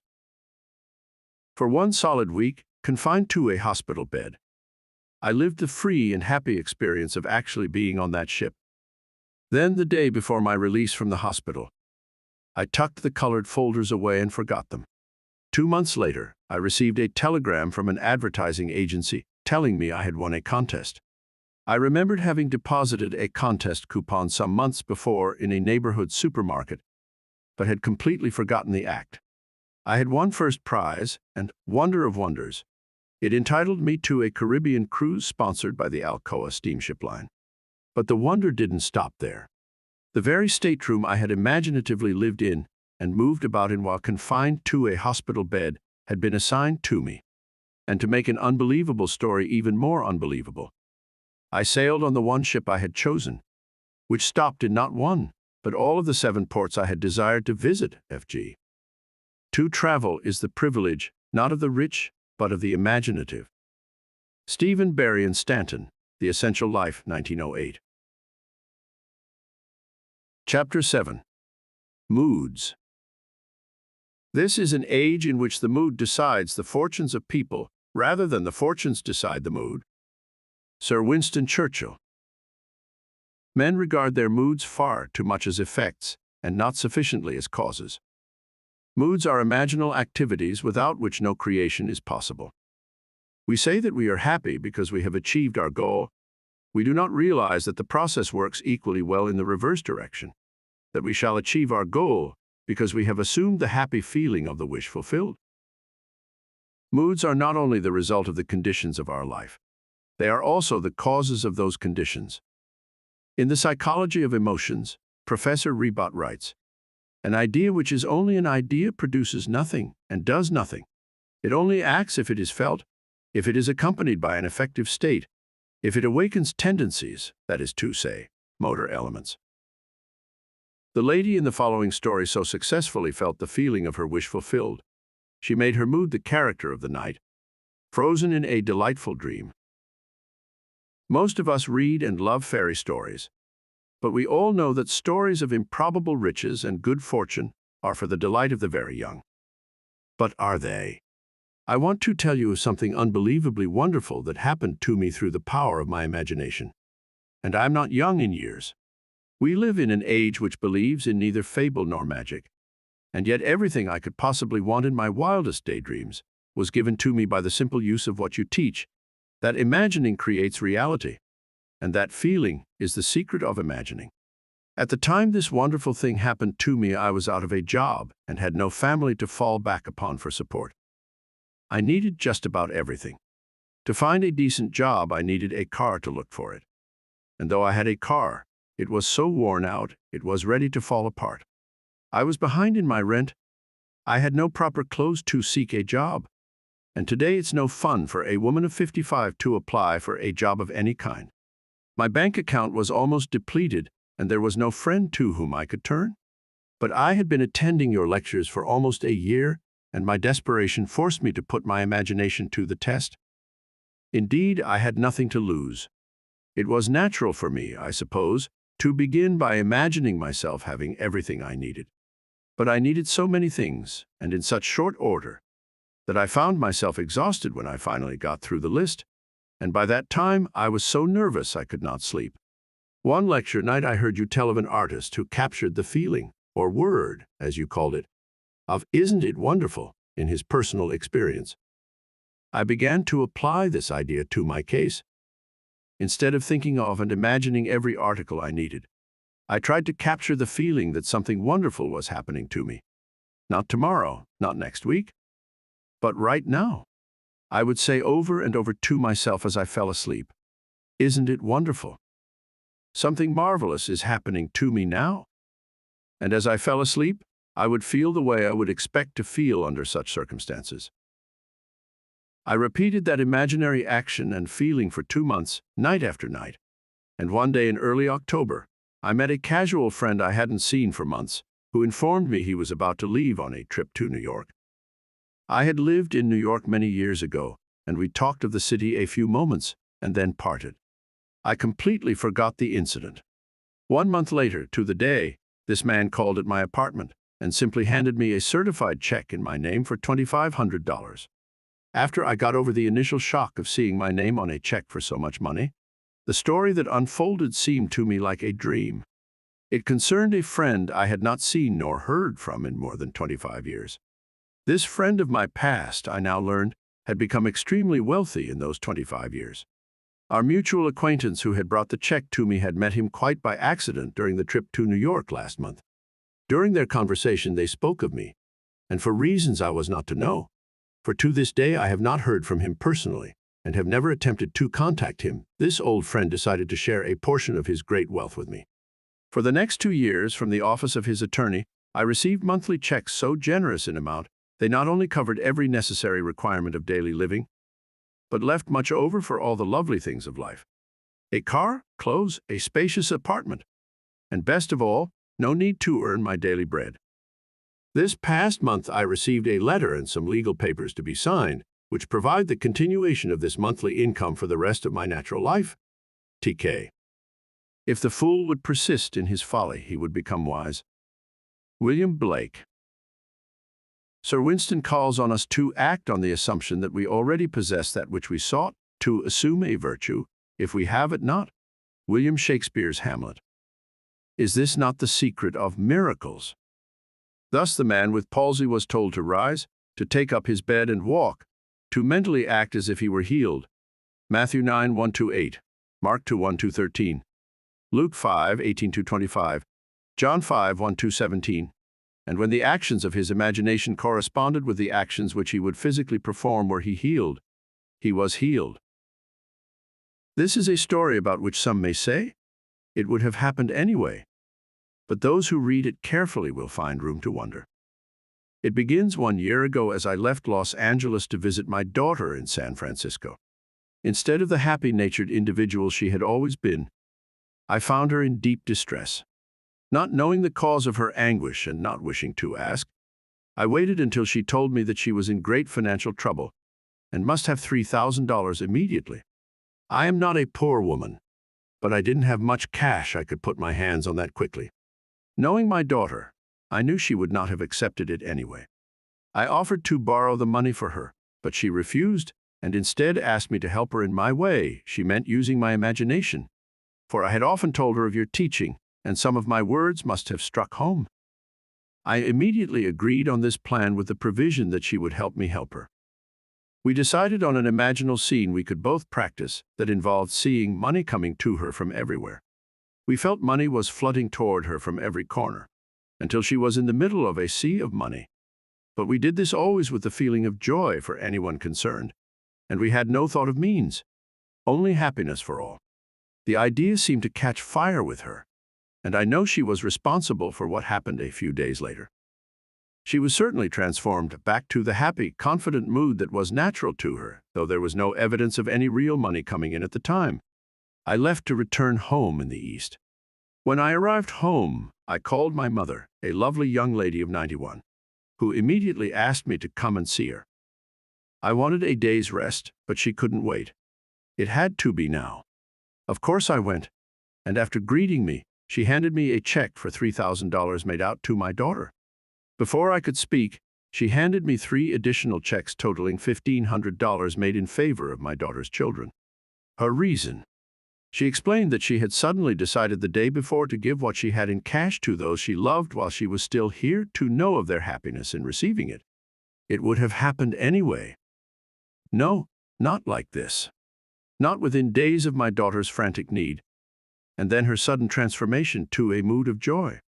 I know that her imaginal act caused this wonderful change, bringing not only great joy to the receiver, but to the giver as well. P.S. I almost forgot to add that among the checks so lavishly given was one for me too for $3,000. M.B. The boundless opportunities opened by recognizing the shift of the focus of imagining are beyond measure. There are no boundaries. The drama of life is an imaginal activity in which we bring to pass by our moods rather than by our physical acts. Moods so ably guide all towards that which they affirm. They may be said to create the circumstances of life and dictate the events. The mood of the wish fulfilled is the high tide which lifts us easily off the bar of the senses where we usually lie stranded. If we are aware of the mood and know this secret of imagining, we may announce that all that our mood affirms will come to pass. The following story is by a mother who succeeded in sustaining a seemingly playful mood with startling results. Surely you've heard the old wives' tale about warts. That if a wart is bought, it will disappear. I've known this story from childhood, but not until I heard your lectures did I realize the truth hidden in the old tale. My boy, a lad of 10, had many large, ugly warts on his legs, causing an irritation which had plagued him for years. I decided that my sudden insight could be used to his advantage. A boy has a lot of faith in his mother as a rule, so I asked him if he would like to be rid of his warts. He quickly said yes, but he did not want to go to a doctor. I asked him to play a little game with me, that I would pay him a sum of money for each wart. This suited him fine, he said. He didn't see how he could lose. We arrived at a fair price, he thought. And then I said, now I'm paying you good money for those warts. They no longer belong to you. You never keep property belonging to someone else, so you can no longer keep those warts. They will disappear. It may take a day, 2 days, or a month. But remember that I bought them and they belong to me. My son was delighted with our game, and the results sound like something read in old musty books on magic. But believe me, within 10 days, the warts began to fade, and at the end of 1 month, every wart on his body had completely disappeared. There is a sequel to this story, for I bought warts from many people. They too thought it great fun and accepted my 5, 7, or 10 cents a wart. In each case the wart disappeared, but really, only one person believes me when I tell him his imagination alone took away the warts. That one person is my young son, Jr. Man imagining himself into a mood takes on himself the results of the mood. If he does not imagine himself into the mood, he is ever free of the result. The great Irish mystic A.E. George William Russell wrote in The Candle of Vision, I became aware of a swift echo or response to my own moods in circumstance, which had seemed hitherto immutable in its indifference. I could prophesy from the uprising of new moods in myself that I, without search, would soon meet people of a certain character. And so I met them. Even inanimate things were under the sway of these affinities. But man need not wait for the uprising of new moods in himself. He can create happy moods at will. Chapter 8. Through the Looking Glass. Objects to be perceived must first penetrate in some manner our brain. But we are not, because of this, interlocked with our environment. Although normal consciousness is focused on the senses and is usually restricted to them, it is possible for man to pass through his sense fixation into any imaginal structure, which he conceives and so fully occupies it, that it is more alive and more responsive than that on which his senses stay his eye. If this were not true, man would be an automaton reflecting life, never affecting it. Man, who is all imagination, is not tenant to the brain, but landlord. He need not rest content with the appearance of things. He can go beyond perceptual to conceptual awareness. This ability to pass through the mechanical reflective structure of the senses is the most important discovery man can make. It reveals man as a center of imagining with powers of intervention which enable him to alter the course of observed events, moving from success to success through a series of mental transformations in himself. Attention, the spearhead of imagining, may be either attracted from without as his senses stay his eye, or directed from within, if he pleases, and through the senses pass into the wish fulfilled. To move from perceptual awareness, or things as they seem, to conceptual awareness, or things as they ought to be, we imagine as vivid and as lifelike a representation as possible of what we would see, hear, and do, were we physically present and physically experiencing things as they ought to be, and imaginatively participate in that scene. The following story tells of one who went through the glass and broke the chains that bound her. 2 years ago, I was taken to the hospital with a serious blood clot condition, which apparently had affected the entire vascular system, causing hardening of arteries and arthritis. A nerve in my head was damaged and my thyroid enlarged. Doctors could not agree on the cause of this condition, and all their treatments were completely ineffective. I was forced to give up my every enjoyable activity and remain in bed most of the time. My body from hips to toes felt as though it was encased and bound by tight wires, and I couldn't put my feet on the floor without wearing heavy hip-length elastic stockings. I knew something of your teaching and tried very hard to apply what I had heard. But as my condition grew worse and I could no longer attend any of your lectures, my despondency grew deeper. One day, a friend sent me a postcard picturing the scene of a lovely beach by the ocean. The picture was so beautiful, I looked and looked at it and began to remember past summer days at the seashore with my parents. For a moment, the postcard picture seemed to become animated, and flooding memories of myself running free on the beach filled my mind. I felt the impact of my bare feet against the hard, wet sand. I felt the icy water running over my toes and heard the crash of waves breaking on shore. This imaginal activity was so satisfying to me as I lay in bed that I continued to imagine this wonderful scene, day after day, for about 1 week. One morning, I moved from my bed to a couch and had started to sit up when I was seized with such an excruciating pain. My entire body became paralyzed. I could neither sit up nor lie down. This terrible pain lasted for more than a full minute, but when it stopped, I was free. It seemed as if all the wires binding my legs had been cut. One moment I was bound, the next moment I was free. Not by degrees, but instantly, vh. We walk by faith, not by sight. 2 Corinthians 5:7. When we walk by sight, we know our way by objects which our eyes see. When we walk by faith, we order our life by scenes and actions which only imagination sees. Man perceives by the eye of imagination or by sense. But 2 mental attitudes to perception are possible: the creative imaginative effort which meets with an imaginative response, or the unimaginative staying of the eye which merely reflects. Man has within him the principle of life and the principle of death. One is the imagination building its imaginal structures out of the generous dreams of fancy. The other is the imagination building its imaginal structures from images reflected by the chill wind of fact. One creates. The other perpetuates. Man must adopt either the way of faith or the way of sight. To the extent that man builds from dreams of fancy, he is alive, and therefore the development of the faculty to pass through the reflective glass of the senses is an increase of life. It follows that restricting the imagination by staying the eye on the reflective glass of the senses is a reduction of life. The specious surface of fact reflects rather than discloses, deflecting the eye of imagination from the truth that sets man free. John 8:32. The eye of imagination, if not deflected, looks on what ought to be there, not what is. However familiar the scene on which sight rests, the eye of imagination could gaze on one never before witnessed. It is this eye of imagination, and only this, that can free us from the sense fixation of outer things, which completely dominates our ordinary existence and keeps us looking on the reflective glass of facts.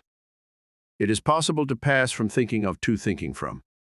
But the crucial matter is thinking from, i.e., experiencing the state, for that experience means unification, whereas in thinking of there is always subject and object, the thinking individual and the thing thought of. Self-abandonment. That is the secret. We have to abandon ourselves to the state in our love for the state, and in so doing live the life of the state, and no more our present state. Imagination seizes upon the life of the state and gives itself to the expression of the life of that state. Faith plus love is self-commission. We can't commit ourselves to what we do not love. Never would you have made anything if you had not loved it, for you love all the things that are, and despise nothing which you have made, for never would you have made anything if you hated it. Book of Wisdom 11:24. And to make the state alive, one must become it. I live, yet not I. God lives in me, and the life I now live in the flesh. I live by the faith of God, who loved me and gave himself for me. I am crucified with Christ. Nevertheless I live, yet not I, but Christ lives in me. And the life which I now live in the flesh, I live by the faith of the Son of God, who loved me and gave himself for me. Galatians 2:20. God loved man, his created, and became man in faith, that this act of self-commission would transform the created into the creative. We must be imitators of God as dear children, Ephesians, and commit ourselves to what we love, as God who loved us committed himself to us. We must be the state to experience the state. The center of conscious imagining can be shifted, and what are now mere wishes, imaginal activities keyed low, brought into penetrative focus and entered. Entrance commits us to the state. The possibilities of such shifting of the center of imagining are startling.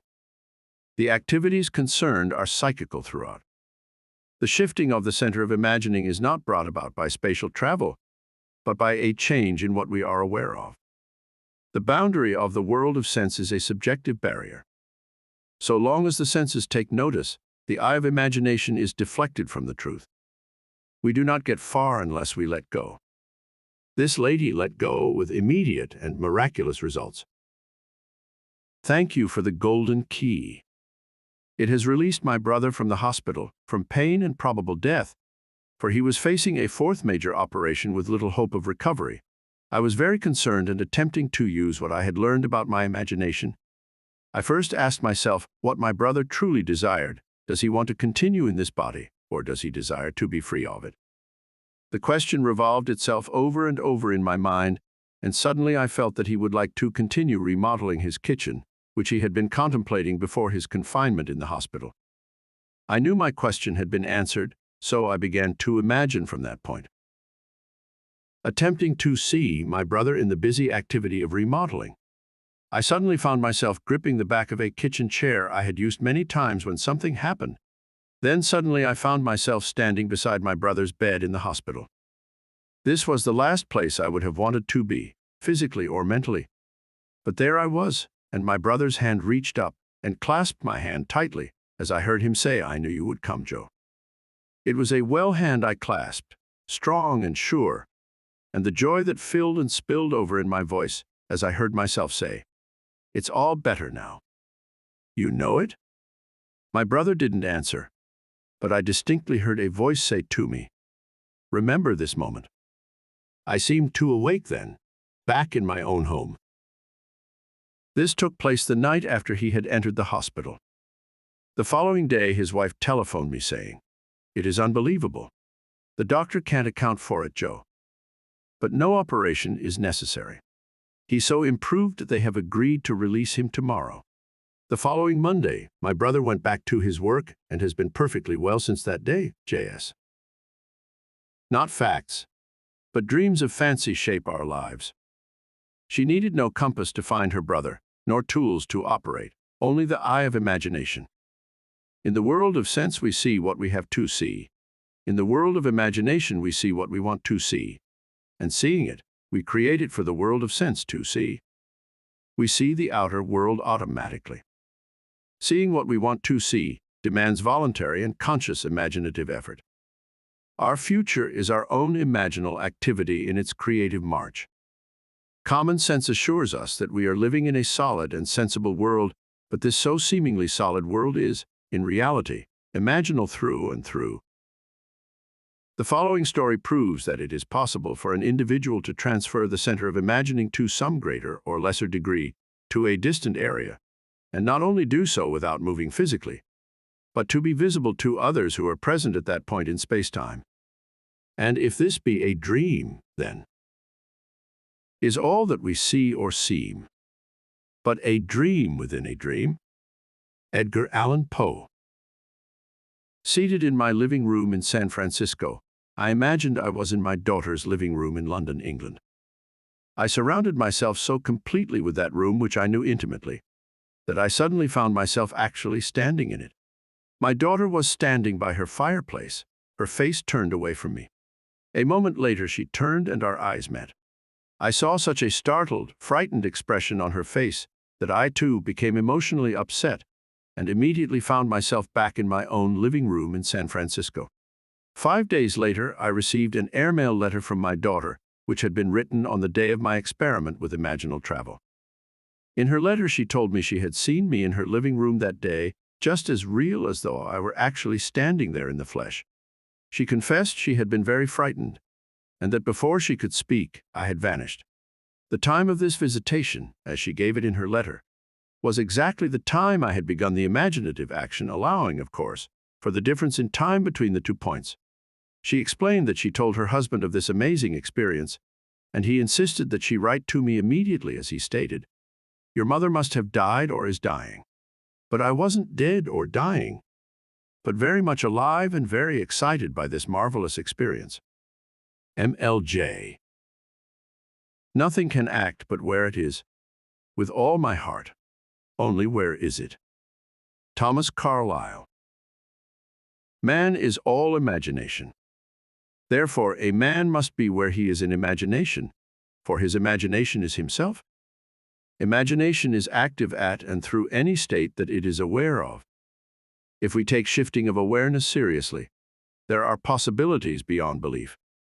The senses join man in forced and unholy wedlock to what, were he imaginatively awake, he would put asunder. We need not feed on sense data. Shift the focus of awareness and see what happens. However little we move mentally, we should perceive the world under a slightly changed aspect. Awareness is usually moved about in space by movement of the physical organism, but it need not be so restricted. It can be moved by a change in what we are aware of. Man is manifesting the power of imagination, whose limits he cannot define. To realize that the real self, imagination, is not something enclosed within the spatial boundary of the body is most important. The foregoing story proves that when we meet a person in the flesh, that his real self need not be present in space where his body is. It also shows that sense perception can be thrown into operation outside of the normal physical means, and that the sense data produced is of the same kind as those which occur in normal perception. The idea in the mother's mind which started the whole process going was the very definite idea of being in the place where her daughter lived. And if the mother really were in that place, and if the daughter were present, then she would have to be perceptible to her daughter. We can only hope to understand this experience in imaginal, and not in mechanical or materialistic terms. The mother imagined elsewhere as being here. London was just as here to her daughter living there, as San Francisco was here to the mother living there. It hardly ever crosses our minds that this world might be different in essence from what common sense tells us it so obviously is. Blake writes, I question not my corporeal or vegetative eye, any more than I would question a window concerning a sight. I look through it and not with it. This looking through the eye not only shifts consciousness to other parts of this world, but to other worlds as well. Astronomers must wish they knew more of this looking through the eye, this mental traveling that mystics practice so easily. Mental traveling has been practiced by awakened men and women since the earliest days. Paul states, I know a man in Christ who 14 years ago was caught up to the third heaven. Whether in the body or out of the body, I do not know. God knows. To Corinthians 12. Paul is telling us that he is that man and that he traveled by the power of imagination or Christ. In his next letter to the Corinthians, he writes, Test yourselves. Do you not realize that Jesus Christ is in you? Corinthians. We need not be dead in order to enjoy spiritual privileges. Man is all imagination, and God is man. William Blake, from Annotations to Berkeley. Test yourselves as this mother did. Sir Arthur Eddington said that all we have a right to say of the external world is that it is a shared experience.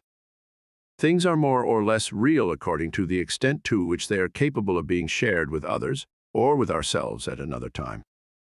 But there is no hard and fast line. Accepting Eddington's definition of reality as shared experience, the above story is as real as the earth or a color, for it was shared by both mother and daughter. The range of imagining is such that I must confess that I do not know what limits, if any, there are to its ability to create reality. All these stories show us one thing, that an imaginal activity implying the wish fulfilled must start in the imagination, apart from the evidence of the senses in that journey that leads to the realization of desire. Chapter 9. Enter into. If the spectator would enter into these images in his imagination, approaching them on the fiery chariot of his contemplative thought, if he could make a friend and companion of one of these images of wonder, which always entreats him to leave mortal things as he must know, then would he arise from his grave, then would he meet the Lord in the air, and then he would be happy. Blake. Imagination, it seems, will do nothing that we wish until we enter into the image of the wish fulfilled. Does not this entering into the image of the wish fulfilled resemble Blake's void outside of existence, which if entered into englobes itself and becomes a womb? Is this not the true interpretation of the mythical story of Adam and Eve? Man and his emanation. Are not man's dreams of fancy his emanation, his Eve in whom he plants himself in all her nerves, just as a husbandman his mold, and she becomes his dwelling place and garden fruitful 70-fold? William Blake, The Mental Traveler. The secret of creation is the secret of imagining. First, desiring and then assuming the feeling of the wish fulfilled, until the dream of fancy, the void outside existence, is entered and englobes itself and becomes a womb, a dwelling place and garden fruitful 70-fold. Note well that Blake urges us to enter into these images. This entering into the image makes it englobe itself and become a womb. Man, by entering a state, impregnates it and causes it to create what the union implies. Blake tells us that these images are shadowy to those who dwell not in them, mere possibilities, but to those who enter into them, they seem the only substances. On my way to the West Coast, I stopped in Chicago to spend the day with friends. My host was recovering from a severe illness, and his doctor advised him to move to a one-story house. Acting upon the doctor's advice, he had purchased a one-story house suited to his needs, but he now was confronted with the fact that there seemed to be no buyer for his large 3-story home. When I arrived, he was very discouraged. In trying to explain the law of constructive imagining to my host and his wife, I told them the story of a very prominent New York woman who had come to see me concerning the rental of her apartment. She maintained a lovely city apartment and a country home, but it was absolutely essential that she rent her apartment if she and her family were to spend the summer at their country home. Neville Goddard, The Power of Awareness, Chapter 23, Case Histories 5. In previous years, the apartment had been rented without any difficulty early in the spring, but at the time she came to see me, The season for summer sublets was seemingly over. Although the apartment had been in the hands of good real estate agents, no one had seemed interested in renting it. I told her what to do in her imagination. She did it, and in less than 24 hours, her apartment was rented. I explained how she, by the constructive use of her imagination, had rented her apartment. At my suggestion, before she went to sleep that night in her apartment in the city, she imagined she was lying in her bed in her country home.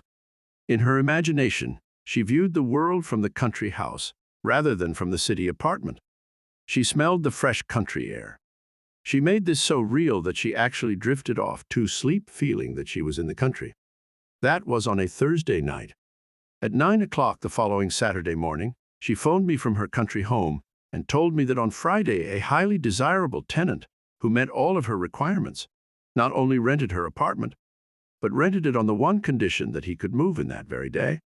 I suggested to my friends that they build an imaginal structure as this woman had done, and that was to sleep, imagining they were physically present in their new home, feeling they had sold their old home. I explained to them the wide difference between thinking of the image of their new house and thinking from the image of their new house. Thinking of it is a confession they are not in it. Thinking from it is proof that they are in it. Entering into the image would give substance to the image. Their physical occupancy of the new house would follow automatically. I explained that what the world looks like depends entirely on where man is when he makes his observation. And man, being all imagination, must be where he is in imagination. This concept of causation disturbed them, for it smacked of magic or superstition, but they promised they would try it. I left that night for California, and the following evening, the conductor on the train in which I was traveling handed me a telegram. It read, "House sold midnight last."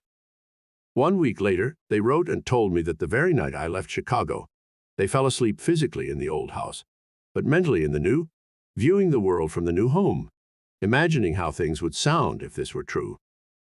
They were awakened that very night from their sleep to be told the house was sold. Not until the image is entered, until Eve is known, does the event burst upon the world. The wish fulfilled must be conceived in the imagination of man before the event can evolve out of what Blake calls the void. This next story proves that by shifting the focus of her imagining, Mrs. M.F. entered physically into where she had persisted in being imaginatively. Soon after our marriage, my husband and I decided that our greatest joint desire was a year in Europe. This objective may seem reasonable to a lot of people, but to us, tied to a narrow sphere of limited finances, it seemed not only unreasonable, but completely ridiculous. Europe might as well have been another planet. But I had heard your teaching, so I persisted in falling asleep in England. Why England necessarily, I cannot tell, except that I had seen a current motion picture featuring the area around Buckingham Palace, and had promptly fallen in love with the scene. All I did in my imagination was to stand quietly outside the great iron gates and feel the cold metal bars gripped tightly in my hands as I viewed the palace. For many, many nights I felt an intense joy at being there and fell asleep in this happy state. Soon after, my husband met a stranger at a party, who within 1 month was instrumental in securing a teaching fellowship for him at a great university. Imagine my excitement when I heard the university was in England, tied to a narrow sphere. Within another month, we were crossing the Atlantic, and our supposedly insurmountable difficulties melted as though they never existed. We had our year in Europe, one of the happiest years of my life. MF. What the world looks like depends entirely on where man is when he makes his observations. And man, being all imagination, must be where he is in imagination. The stone which the builders rejected has become the chief cornerstone. Psalm. That stone is imagining. I acquaint you with this secret and leave you to act or react. My home is old, but it is mine. I wanted the exterior painted and the interior redecorated, yet I had no money to accomplish either objective. You told us to live as though our desire is already a reality, and this I began to do, imagining my old house with a brand new coat of paint, new furnishings, new decoration, and all the trimmings. I walked in my imagination through the newly decorated rooms, I walked around the outside admiring the fresh paint, and at the end of my imaginal act, I handed the contractor a check for payment in full. I entered this imaginal scene faithfully as often as I could during the day, and each night before I fell asleep. Within 2 weeks, I received a registered letter from Lloyd's of London, telling me I had inherited $7,000 from a woman I had never met. I had known her brother slightly almost 40 years before, and had performed a small service 15 years ago for the lady when this brother had died in our country, and she had written to me asking for particulars regarding his death, which I was able to provide. I had not heard from her since that time. Now here was the check for $7,000, more than enough to cover the cost of my house restoration, plus many, many other things I desired. ECA. He who does not imagine in stronger and better lineaments, and in stronger and better light than his perishing and mortal eye can see, does not imagine at all. Blake. Unless the individual imagines himself someone else or somewhere else, the present conditions and circumstances of his life will continue in being and his problems recur, for all events renew themselves from his constant images. By him they were made, by him they continue in being, and by him they can cease to be. The secret of causation is in the assembled imagery. But a word of warning: the assemblage must have meaning. It must imply something, or it will not form the creative activity. The word? Chapter 10. Things which do not appear. What is seen was made out of things which do not appear. Human history with its forms of governments, its revolutions, its wars, and in fact the rise and fall of nations, could be written in terms of the rise and fall of ideas as implanted in the minds of men. Herbert Hoover. The secret of imagining is the greatest of all problems, to the solution of which the mystic aspires. Supreme power, supreme wisdom, supreme delight lie in the far-off solution of this mystery. Douglas Fawcett. To refuse to recognize the creative power of man's invisible, imaginal activity is too great to be argued with. Man, through his imaginal activity, literally calls into existence the things that do not exist. Romans 4:17. By man's imaginal activity, all things are made, and without such activity was not anything made that was made. John. Such causal activity could be defined as an imaginal assemblage of images, which occurring, some physical event invariably takes place. It is for us to assemble the images of happy outcome, and then keep from interfering. The event must not be forced, but allowed to happen.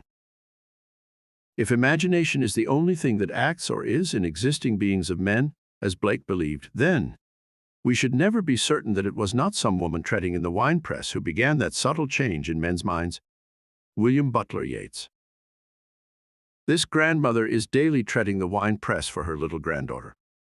She writes, "This is one of those things that make my family and friends say, we just don't understand it. Kim is 2.5 years old now. I took care of her for a month after she was born and did not see her again until a year ago. And then only for 2 weeks. However, during this past year, every day I have taken her on my lap, in my imagination, and cuddled her and talked to her. In these imaginal acts, I go over all the wonderful things about Kim. God is growing through me. God is loving through me, etc. At first, I would get the response of a very young child. When I started, God is growing through me, she would reply, me? Now, as I start, she completes the whole sentence. Another thing that has happened is, as the months have passed, as I take her, in my imagination, on my lap, she has grown constantly larger and heavier. Kim hasn't even seen a picture of me in this past year.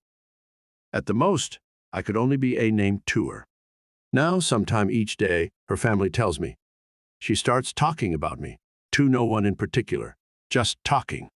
Sometimes it goes on for an hour, or she goes to the phone and pretends to call. In her monologue are such bits as, "My DD loves me. My DD always comes to see me every day. Even though I know what I have been doing in my imagination, it has caused me to wonder much." UK.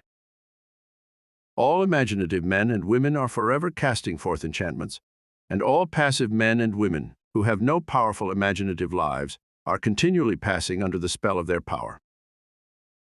There is no form in nature which is not produced by and sustained by some imaginal activity. Therefore, any change in the imaginal activity must result in a corresponding change in form. To imagine a substitute image for unwanted or defective content is to create it. If only we persist in our ideal imaginal activity and do not let lesser satisfactions suffice, ours shall be the victory. When I read in Seed Time and Harvest the story of the school teacher who, through her imagination, in daily revision, transformed a delinquent pupil into a lovely girl, I decided to do something about a young boy in my husband's school.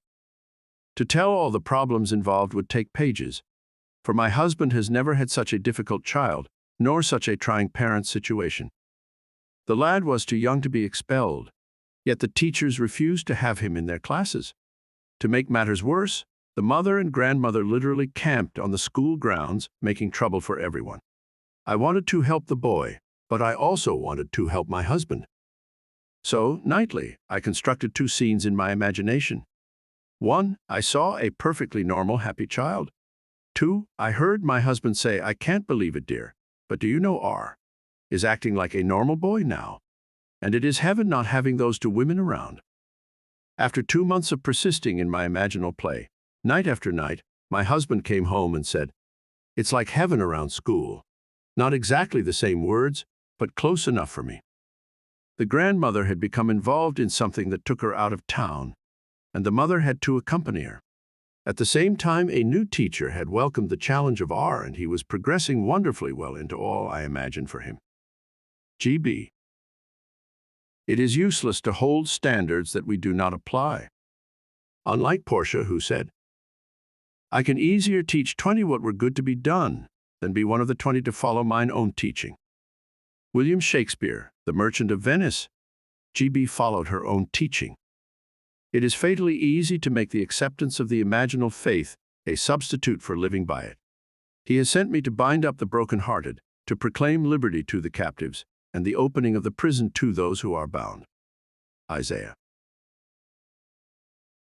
Chapter 11. The Potter. Arise, and go down to the potter's house, and there I will let you hear my words. So I went down to the potter's house, and there he was working at his wheel, and the vessel he was making of clay was spoiled in the potter's hand, and he reworked it into another vessel, as it seemed good to the potter to do. Jeremiah 18:2-4. The word translated potter means imagination. Out of material others would have thrown away as useless, an awakened imagination refashions it as it ought to be. O Lord, thou art our Father, we are the clay, and thou art our potter. We are all the work of thy hand. Isaiah 64:8. This conception of creation as a work of imagination, and the Lord our Father as our imagination, will take us further into the mystery of creation than any other guide. The only reason people do not believe in this identity of God and human imagination is that they are unwilling to assume the responsibility for their frightful misuse of imagination. Divine imagination has descended to the level of human imagination, that human imagination may ascend to divine imagination. The 8th Psalm says that man was made a little lower than God, not a little lower than the angels, as the King James Version mistakenly translates it. Angels are the emotional dispositions of man and are therefore his servant, and not his superior, as the author of Hebrews tells us. Hebrews 1:14. Imagination is the real man and is one with God. Imagination creates, conserves, and transforms. Imagination is radically creative when all imaginative activity based on memory disappears. Imagination is conservative when its imaginal activity is fed with images supplied mainly by memory. Imagination is transformative when it varies a theme already in being, when it mentally alters a fact of life, when it leaves the fact out of the remembered experience, or puts something in its place if it upsets the harmony it desires. Through the use of her imagination, this talented young artist has made her dream a reality. Ever since I entered into the art field, I have enjoyed doing sketches and paintings for children's rooms. However, I have been discouraged by advisors and friends who were far more experienced in the field than I. They liked my work, admired my talent, but said I would not get recognition nor pay for this type of work. Somehow, I always felt I would. But how? Then, last fall, I heard your lectures and read your books, and I decided to let my imagination create the reality I desired. This is what I did daily. I imagined I was in a gallery. There was a great deal of excitement about me. On the walls hung my art, only mine, a one-woman show. And I saw red stars on many of the pictures. This would indicate that they had been sold. This is what happened. Just before Christmas, I did a mobile for a friend who showed it in turn to a friend of hers who owns an art import shop in Pasadena. He expressed a desire to meet me, so I took a few samples of my work along. When he looked at the very first painting, he said he would like to give me a one-woman show in the spring. The night of the opening, April 17th, an interior decorator came and liked and commissioned me to do a collage for a little boy's room, which will appear in the September issue of Good Housekeeping for the 1961 House of the Year. Later, during the showing, another decorator came and admired my work so much. He asked if he might arrange for me to meet the right interior decorators and the right owners of galleries who would buy and display my work properly. Incidentally, the show was a financial success for the owner of the gallery as well as for me. The interesting thing about this is that seemingly these three men came to me out of the blue. Certainly, I made no effort during the time of my imagining to contact anyone. But now, I'm getting recognition and have a market for my work. And now, I know without a shadow of doubt that there is no no when you seriously apply this principle that imagining creates reality. G.L. She tested the potter and proved his creativity in performance. Only the indolent mind would fail to rise to this challenge. Paul states, "The Spirit of God dwells in you." 1 Corinthians 3:16, Romans 8:9, 8:11, James 4:5.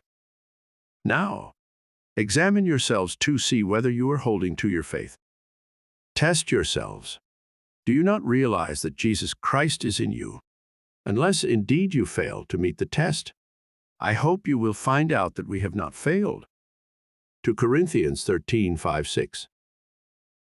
If all things were made through him, and without him was not anything made that was made. John, it should not be difficult for man to test himself to find out who this Creator in himself is. The test will prove to man that his imagination is the one who gives life to the dead and calls into existence the things that do not exist. Romans 4:17. The potter's presence in us is inferred from what he does there. We cannot see him there as one, not ourselves. The nature of the potter, Jesus Christ, is to create, and there is no creation without him. Every recorded story in this book is just such a test as Paul asked the Corinthians to make. God really and truly exists in man, in every human being. God wholly becomes us. He is not our virtue, but our real selves, our imagination. The following illustrations from the mineral world may help us to see how supreme imagining and human imagining could be one and the same power, and yet be vastly different in their creativity. Diamond is the world's hardest mineral. Graphite, used in lead pencils, is one of the softest. Yet both minerals are pure carbon. The vast difference in the properties of the two forms of carbon is believed to be caused by a different arrangement of the carbon atoms. But whether the difference is produced by a different arrangement of the carbon atoms or not, all agree that diamond and graphite are one substance, pure carbon. The purpose of life is the creative realization of desire. Man, lacking desire, could not exist efficiently in a world of continuous problems requiring continuing solutions. A desire is an awareness of something we lack or need to make life more enjoyable. Desires always have some personal gain in view. The greater the anticipated gain, the more intense the desire. There is no really unselfish desire. Even when our desire is for another, we are still seeking to gratify desire. To attain our desire, we should imagine scenes implying their fulfillment, and enact the scene in our imagination, if only momentarily, with a joy sufficiently felt within its limits to make it natural. It is like a child dressing up and playing queen. We must imagine we are what we would like to be. We must play it in imagination first, not as a spectator, as an actor. This lady imaginatively played Queen by being where she wanted to be in her imagination. She was the true actor in this theatre. My desire was to attend a matinee performance of a famous pantomimist currently playing in one of the largest theaters of our city. Because of the intimate nature of this art, I wanted to sit in the orchestra, but I didn't have even the price of a balcony ticket. The night I determined to have this pleasure for myself, in my imagination, I fell asleep watching the wondrous performer. In my imaginal act, I sat in an orchestra center seat, heard the applause as the curtain rose, and the artist came on stage, and I actually felt the intense excitement of this experience. The next day, the day of the matinee performance, my financial condition had not changed. I had exactly $1.37 in my purse. I knew I must use the dollar to buy gas for my car, which would leave me with 37 cents. But I also knew I had faithfully slept in the feeling of being at that performance. So I dressed myself for the theatre. While changing articles from one purse to another, I found a dollar bill and 45 cents in change hidden in the pocket of my seldom-used opera purse. I grinned to myself, realizing that gasoline money had been given to me. So would the balance of my theatre ticket be given to me. Gaily I finished dressing and left for the theatre. Standing before the ticket window, my confidence dwindled as I gazed at the prices and saw $3.75 for orchestra seats. With a feeling of dismay, I turned away quickly and walked across the street to a cafe for a cup of tea. I had spent 16 cents on my tea before I remembered seeing the price of balcony seats on the ticket window list. Hurriedly, I counted my change and found I had $1.66 left. Running back to the theatre, I bought the cheapest seat available, which cost $1.55. With 1 dime left in my purse, I went through the entrance, and the usher tore my ticket in half, saying, "Upstairs left, please." The performance was about to begin, but ignoring the usher's instructions, I walked into the main floor ladies' restroom. Still determined to sit in the orchestra section, I sat down, closed my eyes, and kept my inward sight riveted on the stage from the direction of the orchestra. At that moment, a group of women walked into the restroom, all talking at once. But I heard only one conversation as a woman speaking to her companion said, "But I waited and waited until the last moment."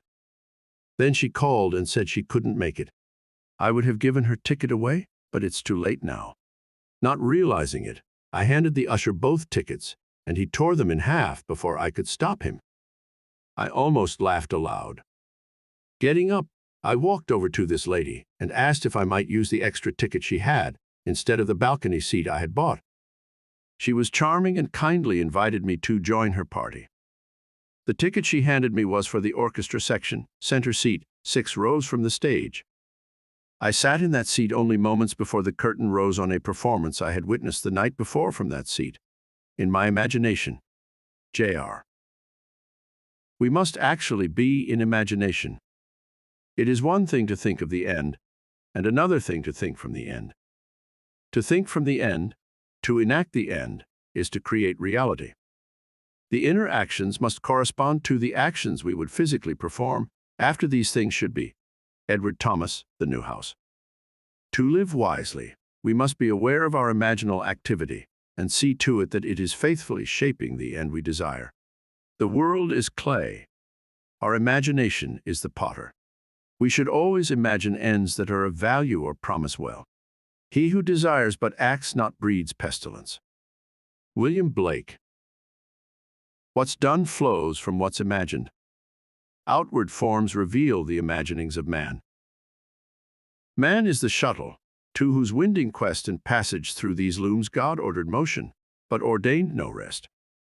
Henry Vaughan. I run a small business, solely owned, and a few years ago it seemed that my venture would end in failure. For some months, sales had fallen steadily, and I found myself in a financial jam, along with thousands of other small businessmen, as this period spanned one of our country's minor recessions. I was badly in debt and needed at least $3,000 almost immediately. My auditors advised me to close my doors and try to salvage what I could. Instead, I turned to my imagination. I knew your teaching, but had never actually attempted to solve any problem in this manner. I was frankly skeptical of the entire idea that imagination can create reality, but I was also desperate, and desperation forced me to test your teaching. I imagined my office receiving $4,000 unexpectedly in remittances due. This money would have to come from new orders as my accounts receivable were practically non-existent, but this seemed far-fetched, as I hadn't received this much in sales during the last 4 months or more. Nevertheless, I kept my imaginal picture of receiving this amount of money steadily before me for 3 days. Early the fourth morning, a customer I had not heard from in months called me on the telephone, asking me to come and see him personally. I was to bring a quotation previously given him for machinery needed by his factory. The quotation was months old, but I dug it out of my files and lost no time in arriving at his office that day. I wrote out the order, which he signed, but I saw no immediate help for me in the transaction, as the equipment he wanted would take from 4 to 6 months for factory delivery. And of course, my customer did not have to pay for it until delivered. I thanked him for the order and rose to leave. He stopped me at the door and handed me a check for a little over $4,000, saying, "I want to pay for the merchandise now in advance. For tax purposes, you know. You don't mind?" No, I didn't mind. I realized what had happened the moment I took that check into my hands. Within 3 days, my imaginal act had done for me what I hadn't been able to do in months of desperate financial shuffling. I know now that imagination could have brought $40,000 into my business just as easily as 4,000. LNC. O Lord, thou art our Father. We are the clay, and thou art our potter. We are all the work of thy hand. Isaiah 64:8. Chapter 12. Attitudes. Mental things are alone real. What is called corporeal, nobody knows of its dwelling place. It is in fallacy, and its existence an imposture. Where is the existence out of mind or thought? Where is it but in the mind of a fool? Blake. Memory, though faulty, is adequate to the call for sameness. If we remember another as we have known him, we recreate him in that image, and the past will be recognized in the present. Imagining creates reality. If there is room for improvement, we should reconstruct him with new content, visualize him as we would like him to be, rather than have him bear the burden of our memory of him. Everything possible to be believed is an image of truth. Blake, the following story is by one who believes that imagining creates reality, and acting on this belief changed his attitude toward a stranger, and bore witness to this change in reality. More than 20 years ago, when I was a green farm boy newly arrived in Boston to attend school, a panhandler asked me for money for a meal. Although the money I had was pitifully insufficient for my own needs, I gave him what was in my pocket. A few hours later, the same man, by this time staggering drunk, stopped me again and asked for money. I was so outraged to think the money I could so ill afford had been put to such use, I made myself a solemn pledge that I would never again listen to the plea of a street beggar. Through the years I kept my pledge, but every time I refused anyone, my conscience needled me. I felt guilty even to the point of developing a sharp pain in my stomach, but I couldn't bring myself to unbend. The early part of this year, a man stopped me as I was walking my dog and asked for money so he could eat. True to the old pledge, I refused him.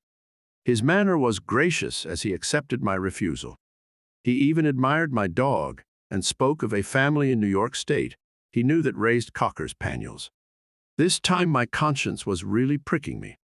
As he went on his way, I determined to remake that scene as I wished it had been.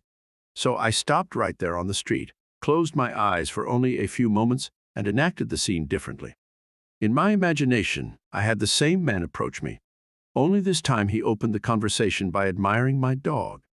After we had talked a moment, I had him say, "I don't like to ask you this, but I really need something to eat. I have a job that begins tomorrow morning, but I've been out of work and tonight I'm hungry." I then reached into my imaginary pocket, pulled out an imaginary $5 bill, and gladly gave it to him. This imaginal act immediately dissolved the guilty feeling and the pain. I know from your teaching that an imaginal act is fact, so I knew I could grant anyone what he asked. and by faith in the imaginal act, consent to the reality of his having it.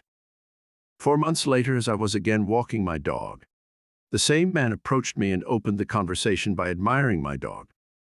"Here's a beautiful dog," he said. "Young man, I don't suppose you remember me, but a while back I asked you for some money, and you very kindly said no. I say kindly, because if you had given it to me, I would still be asking for money. Instead, I got a job that very next morning, and now I'm on my feet and have some self-respect again." I knew his job was a fact when I imagined it that night some 4 months before, but I won't deny there was immense satisfaction in having him appear in the flesh to confirm it. FB.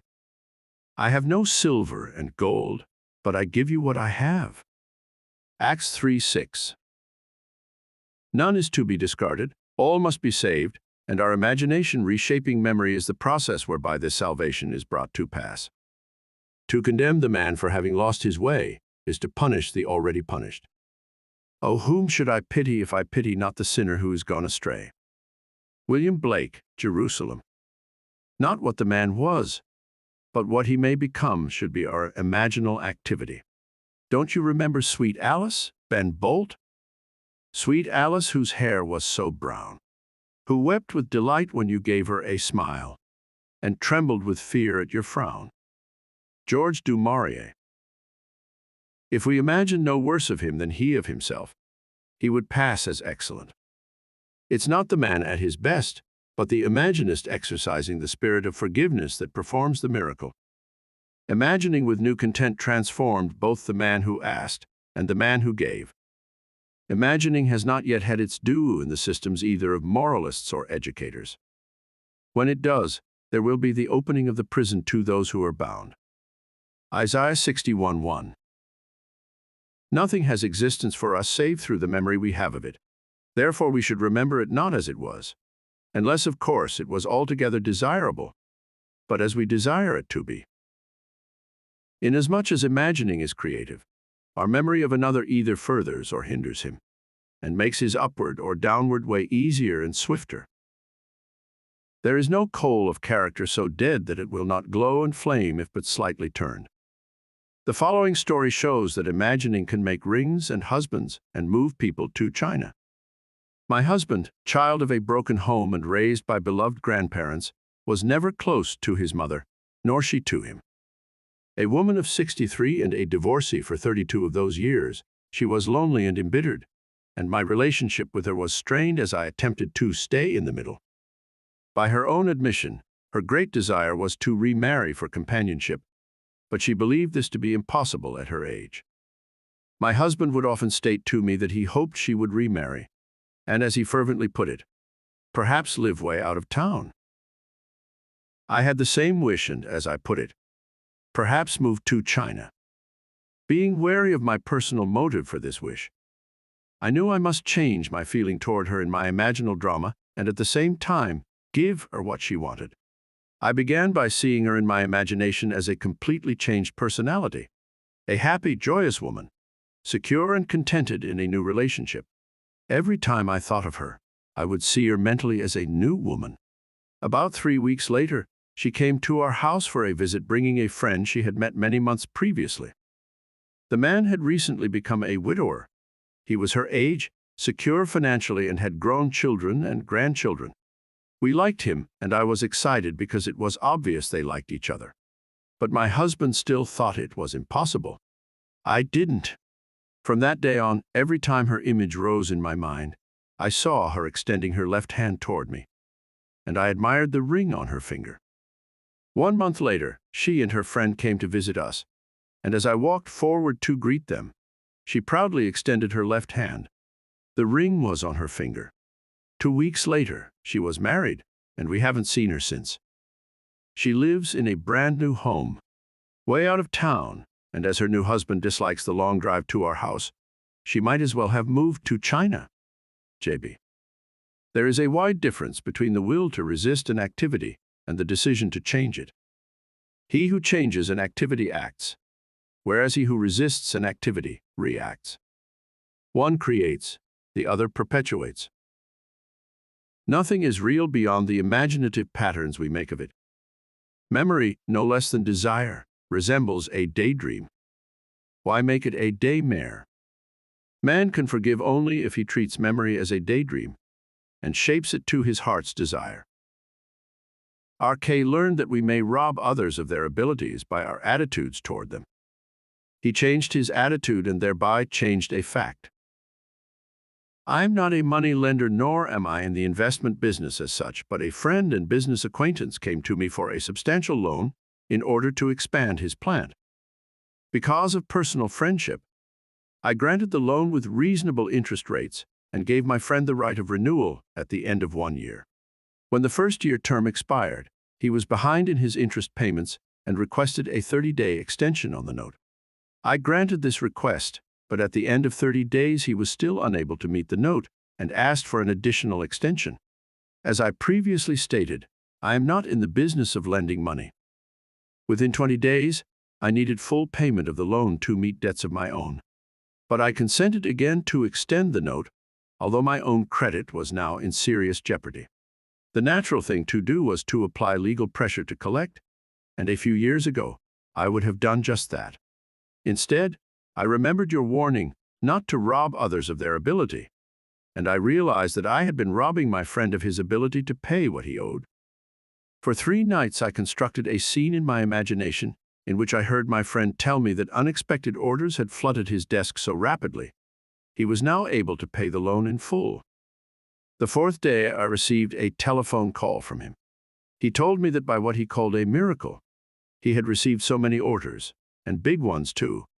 He was now able to pay back my loan, including all interest due, and in fact, had just mailed a check to me for the entire amount. R.K. There is nothing more fundamental to the secret of imagining than the distinction between imagining and the state imagined. Mental things are alone real. Everything possible to be believed is an image of truth. William Blake. Chapter 13. All Trivia. General knowledge is remote knowledge. It is in particulars that wisdom consists. And happiness too? Blake. We must use our imagination to achieve particular ends, even if the ends are all trivia. Because men do not clearly define and imagine particular ends, the results are uncertain, while they might be perfectly certain. To imagine particular ends is to discriminate clearly. How do we distinguish the oak from the beech, the horse from the ox, but by the bounding outline? William Blake, Human Form Divine. Definition asserts the reality of the particular thing against the formless generalizations which flood the mind. Life on earth is a kindergarten for image-making. The bigness or littleness of the object to be created is not in itself important. The great and golden rule of art, as well as of life, said Blake, is this, that the more distinct, sharp, and wiry the bounding line, the more perfect the work of art, and the less keen and sharp, the greater is the evidence of weak imitation. What is it that builds a house and plants a garden, but the definite and determinate leave out this line, and you leave out life itself? The following stories are concerned with the acquiring of seemingly little things, or toys as I call them, but they are important because of the clear imaginal images that created the toys. The author of the first story is one of whom it is said, "She has everything." This is true. She has financial, social, and intellectual security. She writes, "As you know, through your teaching and through my practice of that teaching, I have completely changed myself and my life. 2 weeks ago, when you spoke of toys, I realized I had never used my imagination for the getting of things, and I decided it would be fun to try it. You told of a young woman who was given a hat by merely wearing that hat in her imagination. The last thing on earth I needed was a hat, but I wanted to test my imagination for this getting of things. So I selected a hat pictured in a fashion magazine. I cut the picture out and stuck it on the mirror of my dressing table. I studied the picture carefully. Then I shut my eyes, and in my imagination, I put that hat on my head and wore it as I walked out of the house. I did this just once. The following week, I met some friends for luncheon, and one of them was wearing the hat. We all admired it. The very next day, I received a parcel by special delivery messenger. The hat was in the parcel. The friend who had worn it the day before had sent the hat to me with a note saying she did not particularly care for the hat and didn't know why she had bought it in the first place. But for some reason, she thought it would look well on me, and would I please accept it? GL. Movement from dreams to things is the power driving humanity. We must live wholly on the level of imagination, and it must be consciously and deliberately undertaken. All my life I have loved birds. I enjoy watching them, hearing their chatter, feeding them, and I am particularly fond of the small sparrow. For many months I have fed them crumbs of morning bread, wild bird seed, and anything I believed they would eat. And for all those months, I have been frustrated as I watched the larger birds, particularly the pigeons, command the area, gobbling up most of the good seed and leaving the husks for my sparrows. To use my imagination on this problem seemed facetious to me at first, but the more I thought of it, the more interesting the idea became. So one night I set about seeing the little birds come in for their full share of daily offerings, and I would tell my wife that the pigeons no longer interfered with my sparrows, but took their share like gentlemen, and then left the area. I continued this imaginary action for almost 1 month. Then one morning I noticed that the pigeons had disappeared. The sparrows had breakfast all to themselves for a few days. For those few days no larger bird entered the area. They did return eventually, but to this day they have never again infringed on the area occupied by my sparrows. They stay together, eating what I put out for them, leaving a full share of the area to my tiny friends. And do you know, I actually believe the sparrows understand. They no longer seem to be afraid when I walk among them. RK. This lady proves that unless our heart is in the task, unless we imagine ourselves right into the feeling of our wish fulfilled, we are not there. For we are all imagination, and must be where and what we are in imagination. In early February, my husband and I had been in our new house 1 month, a home lovely beyond telling, perched on a rugged cliff with the ocean for our front yard, wind and sky for neighbors and seagulls for guests. We were ecstatic.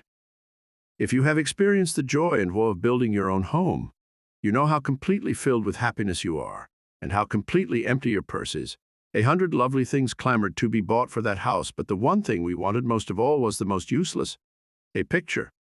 Not just any picture, but a wild, wonderful scene of the sea, dominated by a great white clipper ship. This picture had been in our thoughts all the months of building, and we left one living room wall free of paneling to hold it. My husband mounted decorative red and green ship lanterns on the wall to frame our picture. But the picture itself would have to wait. Draperies, carpeting, all the practical items must come first. Perhaps so, but that didn't stop either one of us from seeing that picture in our imagination on that wall. One day while shopping, I strolled into a small art gallery, and as I walked through the door, I stopped so suddenly a gentleman walking behind me crashed into an easel. I apologized and pointed to a painting hanging at head height across the room. That's what did it. I've never seen anything so wonderful. He introduced himself as the owner of the gallery and said, "Yes, an original by the greatest English painter of clipper ships the world has known." He went on to tell me about the artist, but I wasn't listening. I could not take my eyes from that wonderful ship, and suddenly I experienced a very strange thing. It was only a moment in time, but the art gallery faded, and I saw that picture on my wall. I'm afraid the owner thought me a little giddy, and I was, but I finally managed to return my attention to his voice when he mentioned an astronomical price. I smiled and said, "Perhaps someday." He continued to tell me about the painter, and also about an American artist who was the only living lithographer capable of copying the great English master. He said, if you're very lucky, you may pick up one of his prints. I've seen his work. It's perfect down to the last detail. Many people prefer prints to paintings. Prints or paintings, I knew nothing about the values of either. And anyway, all I wanted was that scene. When my husband returned home that evening, I talked of nothing but that painting and pleaded with him to visit the gallery and see it. Maybe we could find a print of it somewhere. the man said. Yes, he interrupted. But you know we can't afford any picture now. Our conversation ended there. But that night after dinner, I stood in our living room and saw that picture on our wall. The next day, my husband had an appointment with a client, which he did not want to keep. But the appointment was kept, and my husband did not return home until after dark. When he walked through the front door, I was busy in another part of the house and called a greeting to him. A few minutes later, I heard hammering and walked into the living room to see what he was doing. On our wall hung my picture.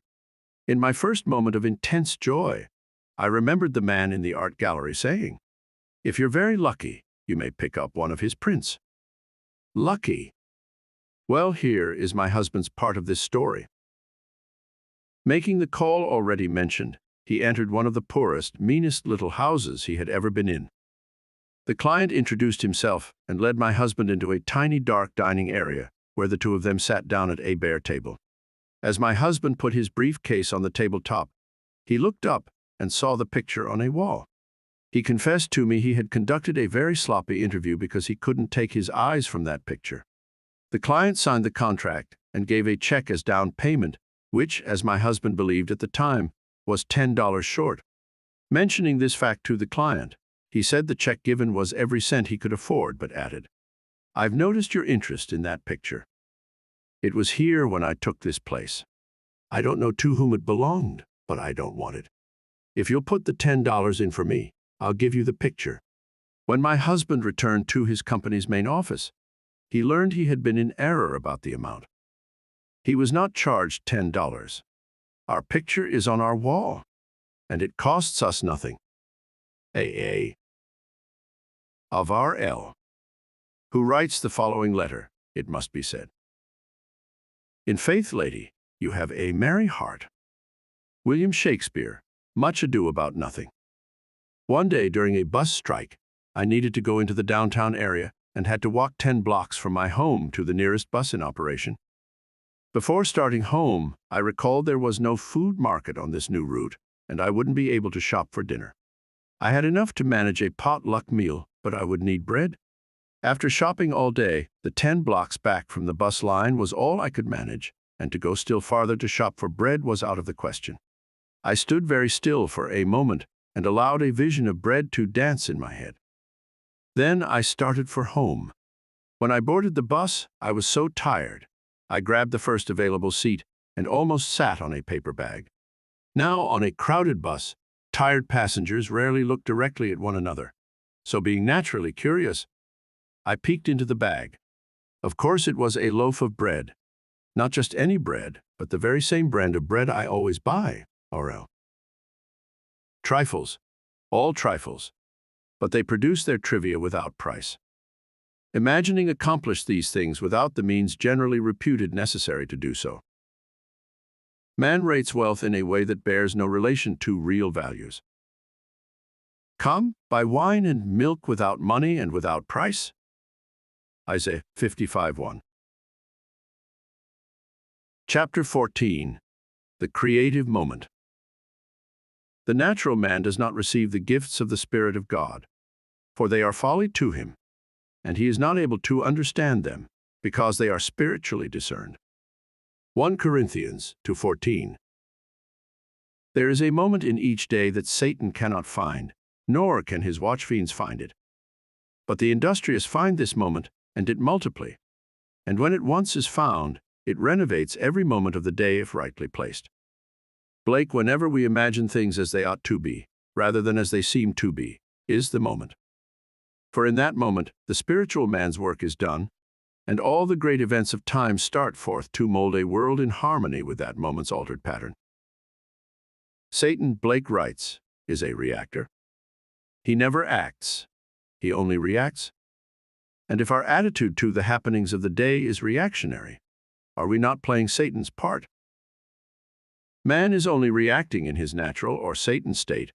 He never acts or creates. He only reacts or recreates.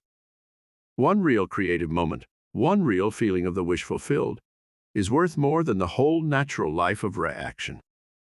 In such a moment, God's work is done. Once more, we may say with Blake, God only acts and is in existing beings or men. The Marriage of Heaven and Hell, 1793. There is an imaginal past and an imaginal future. If, by reacting, the past is recreated into the present, so, by acting out our dreams of fancy, can the future be brought into the present. I feel now the future in the instant. William Shakespeare, Macbeth. The spiritual man acts. For him, anything that he wants to do, he can do and do at once in his imagination. And his motto is always, the moment is now. Behold, now is the acceptable time. Behold, now is the day of salvation, 2 Corinthians 6:2.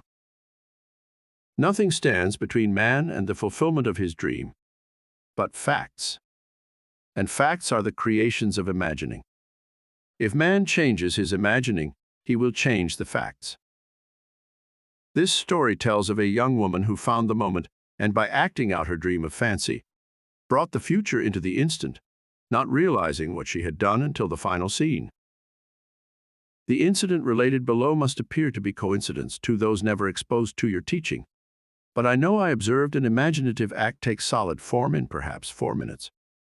I believe you will be interested in reading this account, written down exactly as it happened, a few minutes after the actual occurrence yesterday morning. I was driving my car east on Sunset Boulevard, in the center lane of traffic, braking slowly to stop for a red signal at a 3-way intersection, when my attention was caught by the sight of an elderly lady, dressed all in gray, running across the street in front of my car. Her arm was raised, signaling to the driver of a bus which was beginning to pull away from the curb. She was obviously attempting to cross in front of the bus to delay it. The driver slowed his vehicle and I thought would allow her to enter. Instead, as she jumped onto the curb, the bus pulled away, leaving her standing just in the act of lowering her arm.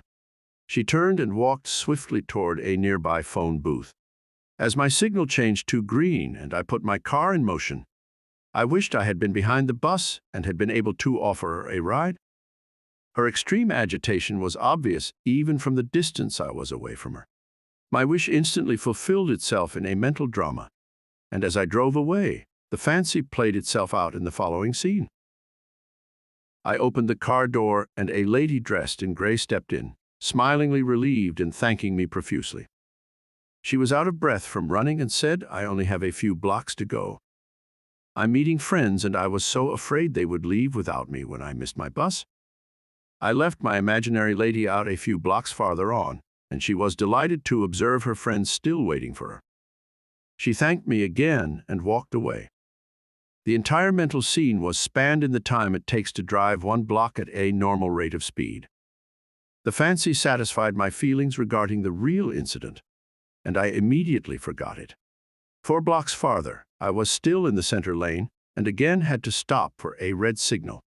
My attention at this time was turned inward on something I have now forgotten, when suddenly someone tapped on the closed window of my car, and I looked up to see a lovely-appearing elderly lady with gray hair, dressed all in gray.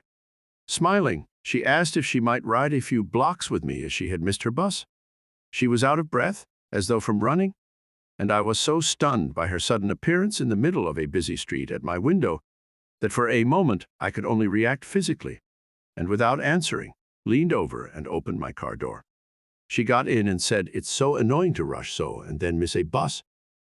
I wouldn't have imposed on you like this, but I'm supposed to meet some friends a few blocks down the street, and if I had to walk now, I would miss them." 6 blocks farther on, she exclaimed, "Oh, good. They're still waiting for me." I let her out, and she thanked me again and walked away. I'm afraid I drove to my own destination by automatic reflex, for I had fully recognized that I had just observed a waking dream take form in physical action. I recognized what was happening while it was happening. As soon as I could, I wrote down each part of the incident, and found a startling consistency between the waking dream and the subsequent reality. Both women were elderly, gracious in manner, dressed all in gray, and out of breath from hurrying to catch a bus and missing it. Both wished to meet friends, who for some reason could not wait for them much longer, and both left my car within the space of a few blocks after successfully completing their contact with their friends. I am amazed, confounded, and elated. If there is no such thing as coincidence or accident, then I-witnessed imagination become reality almost instantaneously. JRB. There is a moment in each day that Satan cannot find, nor can his watch fiends find it. But the industrious find this moment, and it multiply. And when it once is found, it renovates every moment of the day if rightly placed. From the first time I read your search, I have longed to experience a vision. Since you have told us of the promise, this desire has been intensified. I want to tell you of my vision, which was a glorious answer to my prayer, but I am sure I would not have had this experience were it not for something that occurred 2 weeks ago. It was necessary for me to park my car some distance from the university building where I was scheduled to conduct my class. As I left my car, I was conscious of the stillness about me. The street was completely deserted. No one was in sight. Suddenly, I heard a most frightful cursing voice. I looked toward the sound and saw a man brandishing a cane, yelling between vile words, "I'll kill you! I'll kill you!" I continued on as he approached me, for at that moment I thought, now I can test what I have professed to believe. If I do believe we are one, the Father, this derelict and I, no harm can come to me. At that moment, I had no fear. Instead of seeing a man coming toward me, I felt a light.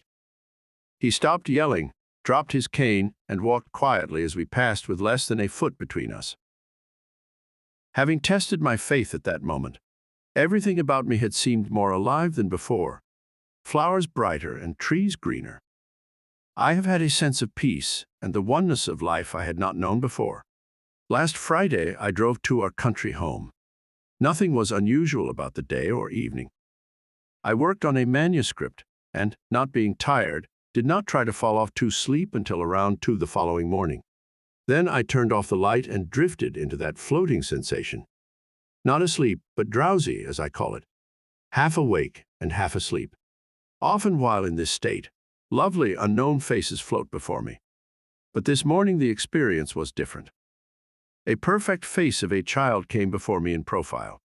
Then it turned and smiled at me.